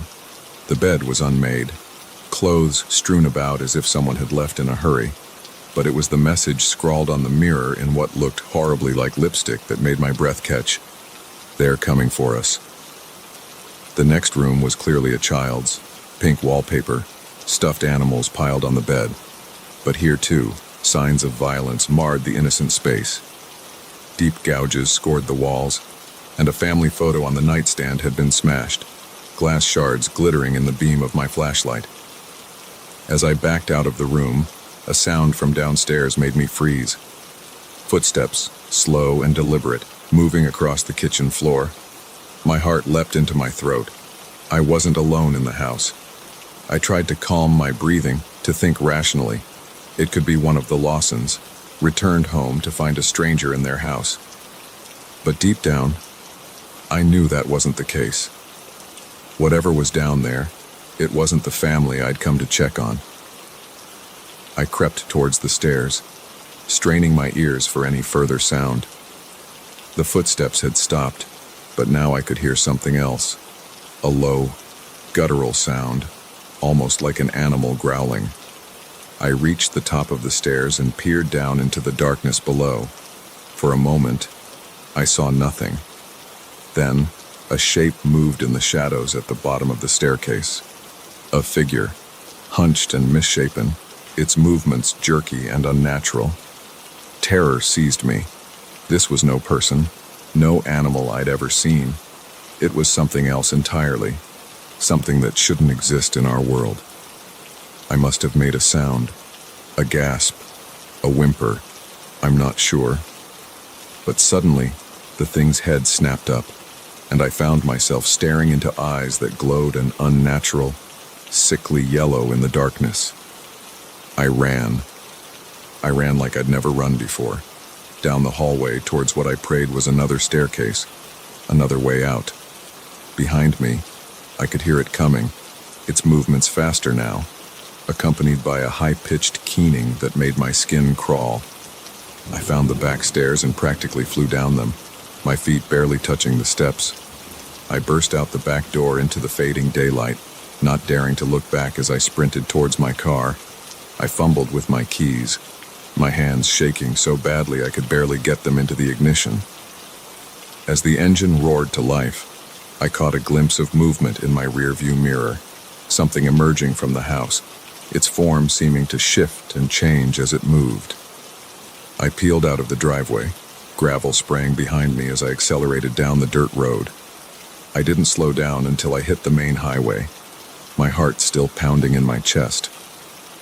When I finally felt safe enough to pull over, I called the police with trembling hands. I told them about the signs of struggle, the disturbing messages, the feeling that something terrible had happened in that house. But I couldn't bring myself to mention what I'd seen inside. Who would believe me? The police investigation turned up nothing. No bodies, no evidence of foul play. The Lawson family had simply vanished, leaving behind a house full of unanswered questions. The case went cold, filed away as just another mysterious disappearance. But I knew the truth. I knew that something inhuman had been in that house, something that had likely been responsible for whatever fate had befallen the Lawsons. And sometimes, late at night, I still see those glowing yellow eyes in my dreams, still hear that unearthly keening sound. I left social work soon after. I couldn't face the possibility of walking into another house like that, of encountering whatever nightmare had taken up residence in that isolated farmhouse. Some days, I can almost convince myself it was all a stress-induced hallucination. Almost. But then I'll catch a glimpse of something moving in the shadows, or hear a sound that's not quite natural, and I'll remember that there are things in this world that defy explanation, things that lurk in the dark corners of isolated homes, waiting for unsuspecting visitors. And I'll say a silent prayer for the Lawson family, hoping that whatever fate befell them was quick, because the alternative, that they might still be out there somewhere, in the clutches of that unnatural thing, is too horrifying to contemplate. So I keep my doors locked, my lights on, and I never, ever venture into isolated farmhouses anymore. Because once you've seen behind the veil, once you've glimpsed the horrors that lurk just out of sight, you can never truly feel safe again.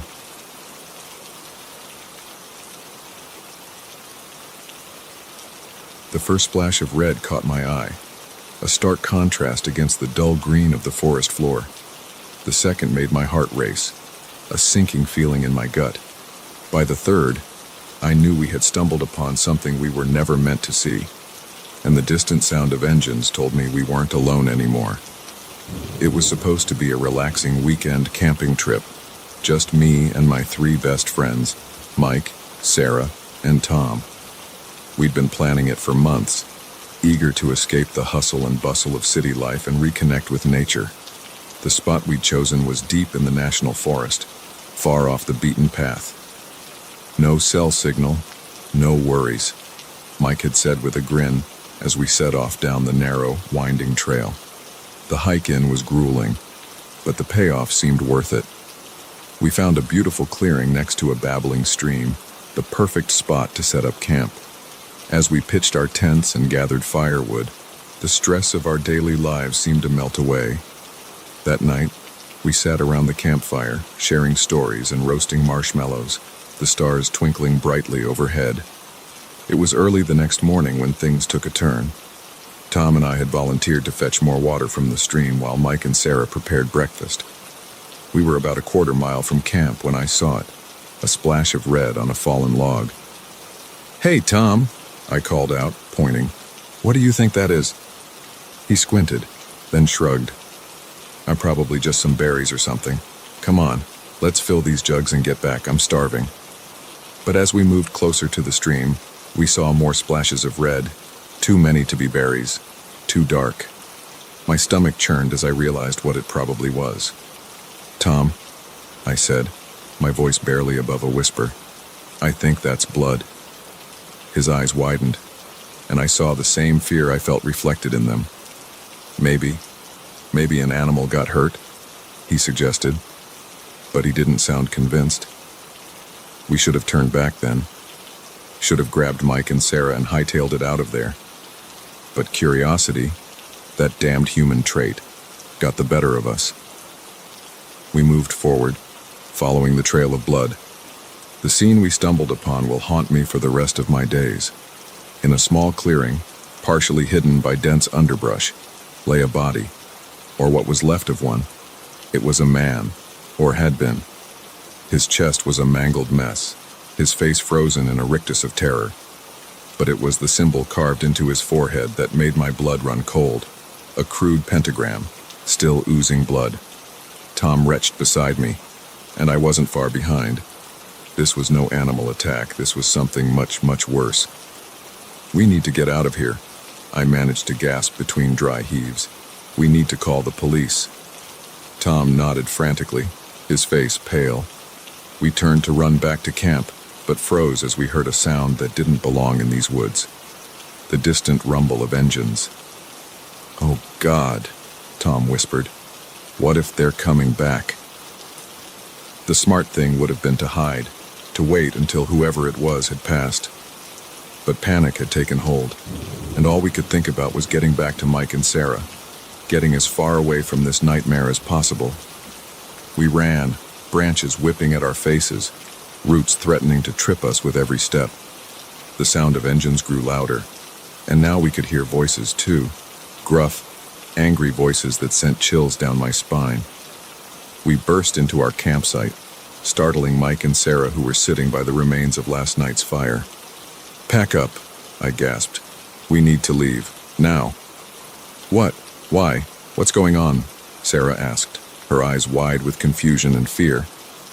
"No time to explain," Tom cut in, already starting to dismantle his tent.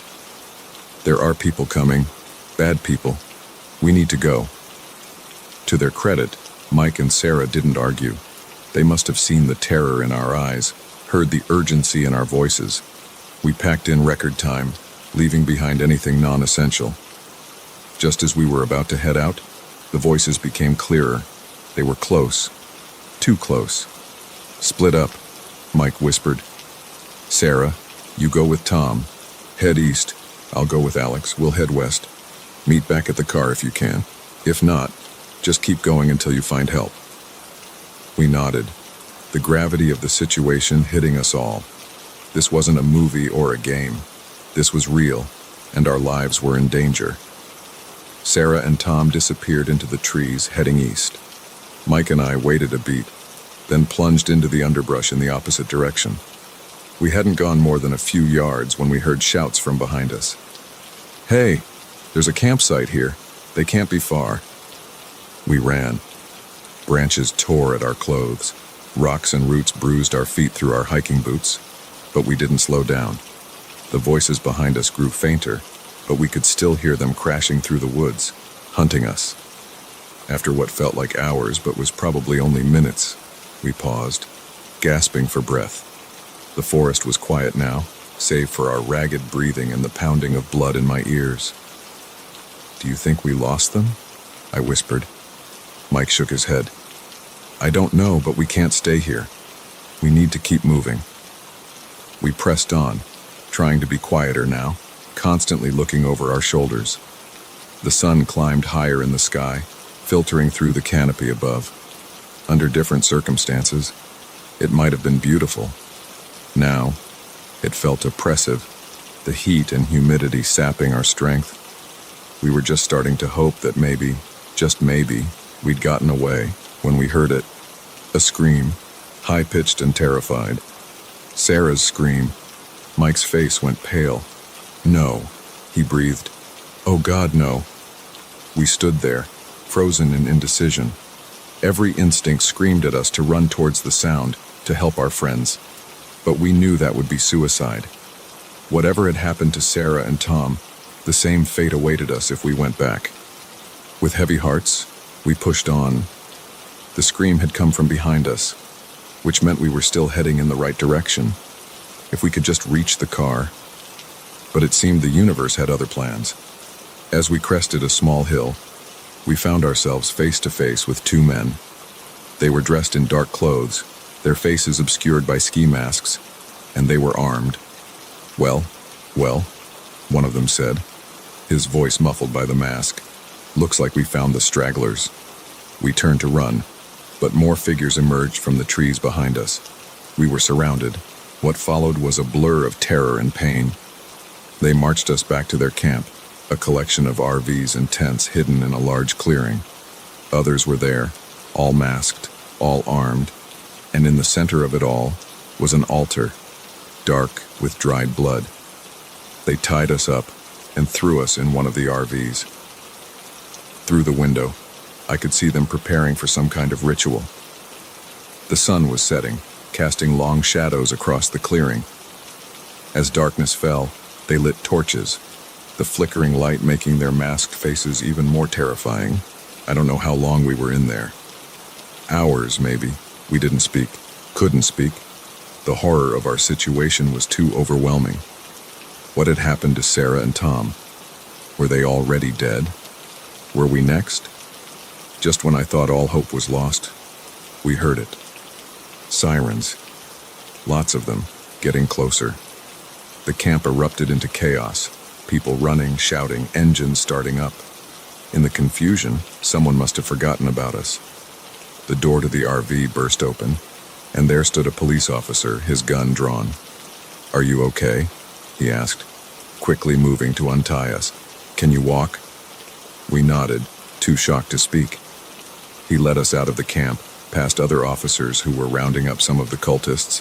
An ambulance was waiting, and paramedics swarmed around us, checking for injuries. It wasn't until much later, after hours of questioning and medical exams, that we learned the full story.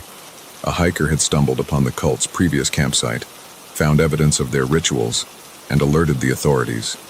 They'd been tracking the group for days, and our lucky encounter with their search party had led them right to the cultists' new location. Sarah and Tom were found alive, thankfully, beaten and traumatized, but alive. The body we'd found, that hadn't been their first victim. And if the police hadn't arrived when they did, it wouldn't have been their last. Years have passed since that day, but the memories still haunt me. I don't go camping anymore. Can't stand to be in the woods, because now I know that sometimes the most dangerous predators aren't the ones with claws and fangs. Sometimes they're the ones who look just like us, hiding behind masks, waiting in the shadows to prey on the unsuspecting. And in the dark of night, when the wind rustles through the trees outside my window, I still hear those engines, those angry voices. I still feel the terror of being hunted, and I wonder, with a shudder, what might have happened if those sirens hadn't come when they did.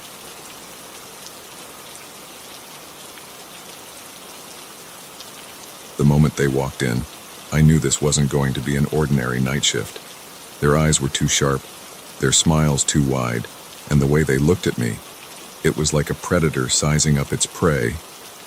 Little did I know, my quiet night at the 24-hour diner was about to turn into a nightmare that would haunt me for years to come. My name's Alice, and I've been working the graveyard shift at Mel's Diner for about 6 months now. It's not a glamorous job, but it pays the bills and suits my night owl tendencies. Most nights are pretty quiet, a few truckers stopping for coffee, maybe some college kids grabbing a late-night snack. Nothing I can't handle. That night started like any other. I'd just finished wiping down the counter when the bell above the door chimed. I looked up, plastering on my best customer service smile, but it froze on my face when I saw them. There were 5 of them, all men, dressed in dark clothes that seemed a bit too nice for our little diner. They swaggered in like they owned the place, talking and laughing loudly. The few other customers, an elderly couple and a lone trucker, glanced up nervously before quickly looking away. "Evening, gentlemen," I said, trying to keep my voice steady. "Sit anywhere you like. I'll be right with you." They chose a booth in the corner, sprawling out across the seats. As I approached with menus, I could feel their eyes on me, assessing, calculating. It made my skin crawl.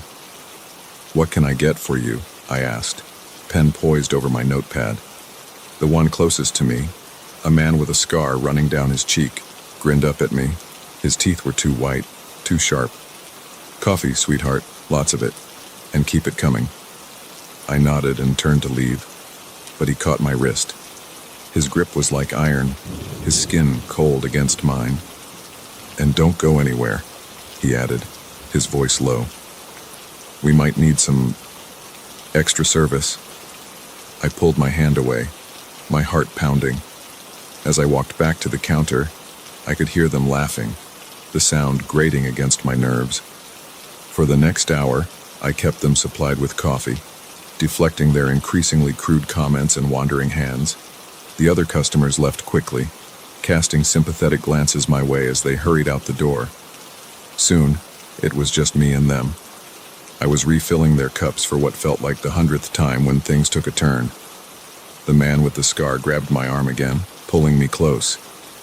"You know," he said, his breath hot against my ear, "we're not really here for the coffee." I tried to pull away, but his grip tightened. "Let go of me," I said, my voice shakier than I'd have liked. He laughed, a harsh sound that sent chills down my spine. "Or what? You'll call for help." He gestured around the empty diner. "There's no one here but us, sweetheart." That's when I saw it, the glint of metal tucked into his waistband. A gun. My blood ran cold as I realized just how much trouble I was in. "Now," he continued, standing up slowly, "why don't you be a good girl and open that cash register for us?" I backed away, my mind racing. The phone was on the other side of the counter, if I could just reach it, but they were too fast. 2 of them vaulted over the counter, cutting off my escape. The others spread out, blocking the exits. I was trapped. "Come on, Alice," the scarred man said, reading my name tag. "Don't make this harder than it needs to be. Open the register, give us the money, and maybe we'll let you walk away from this." I knew he was lying. The look in his eyes told me they had no intention of letting me go. Whatever happened here tonight, they couldn't leave any witnesses. My hands shaking, I moved towards the register. My mind was whirling, trying to find a way out of this nightmare. As I punched in the code to open the drawer, I remembered something. The silent alarm button hidden under the counter. If I could just reach it without them noticing. I opened the register, making a show of gathering the bills. "Here," I said, holding out the money. "Take it. It's all we have." The scarred man snatched the cash from my hand, quickly counting it. His face darkened. "This is it. This is all you've got." I nodded, trying to look scared and helpless. It wasn't hard. "Business has been slow. Please, that's everything in the register." He exchanged glances with his companions, a silent communication passing between them. Then, without warning, He lashed out, backhanding me across the face. I stumbled, tasting blood. "Don't lie to me," he snarled. "Where's the rest of it? Where's the safe?" I touched my stinging cheek, tears welling in my eyes. "There is no safe," I said. "I swear, that's all we have." He grabbed me by the hair, yanking my head back. "Wrong answer, sweetheart. Boys, tear this place apart. Find that safe." The others started ransacking the diner, upending tables and smashing dishes. I watched in horror as they destroyed the place, knowing that each passing minute decreased my chances of making it out of here alive. The scarred man dragged me into the kitchen, throwing me against the industrial refrigerator. "Last chance," he growled. "Tell me where the safe is, or things are going to get real unpleasant for you." I saw the knife in his hand then, the blade catching the fluorescent light. Terror coursed through me, but with it came a surge of adrenaline. I knew I had to act now or I'd never get another chance. I pretended to slump in defeat. "Okay," I whispered. "Okay, I'll show you." He grinned, victorious. "That's more like it. Where is it?" Under the counter," I said. "There's a hidden panel." He dragged me back out to the main area. "Show me," he ordered. I moved behind the counter, my heart pounding so loud I was sure he must be able to hear it. This was it, my one chance. As I knelt down, pretending to reach for a non-existent panel, my hand found the silent alarm button. I pressed it, praying it still worked, praying help would come in time. "There's nothing here," the man shouted, realizing he'd been tricked. He grabbed me, spinning me around to face him. The knife was at my throat now, the cold metal pressing against my skin. "You lying bitch!" I closed my eyes, certain these were my last moments. But then, like an answer to a prayer I hadn't dared to make, I heard it. Sirens in the distance, growing louder. The man's eyes widened in shock, then narrowed in fury. "You!" he hissed. "You did this!" What happened next was a blur of violence and fear. The men panicked, running for the exits. The scarred man made a move as if to drag me with him, but his companions called for him to leave me. In his moment of hesitation, I managed to break free, scrambling over the counter and running for the kitchen. I huddled in the walk-in freezer, shivering not just from the cold but from the adrenaline coursing through my veins. I could hear shouts, the sound of breaking glass, car engines roaring to life. Then, blessedly, the sound of police sirens right outside the diner. When a police officer finally found me, I was half frozen and in shock. They wrapped me in a blanket and led me out to an ambulance, assuring me that I was safe now.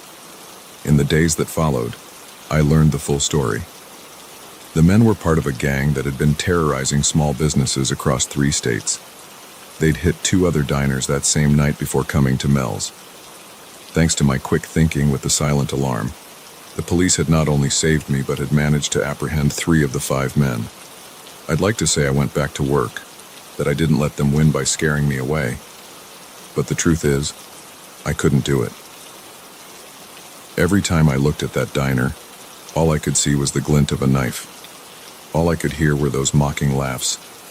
I found a new job, working days at a bookstore, but I still have nightmares about that night.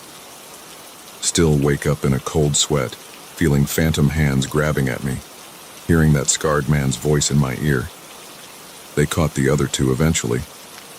I had to testify at their trial, had to relive that night all over again, but seeing them led away in handcuffs, knowing they couldn't hurt anyone else, made it worth it.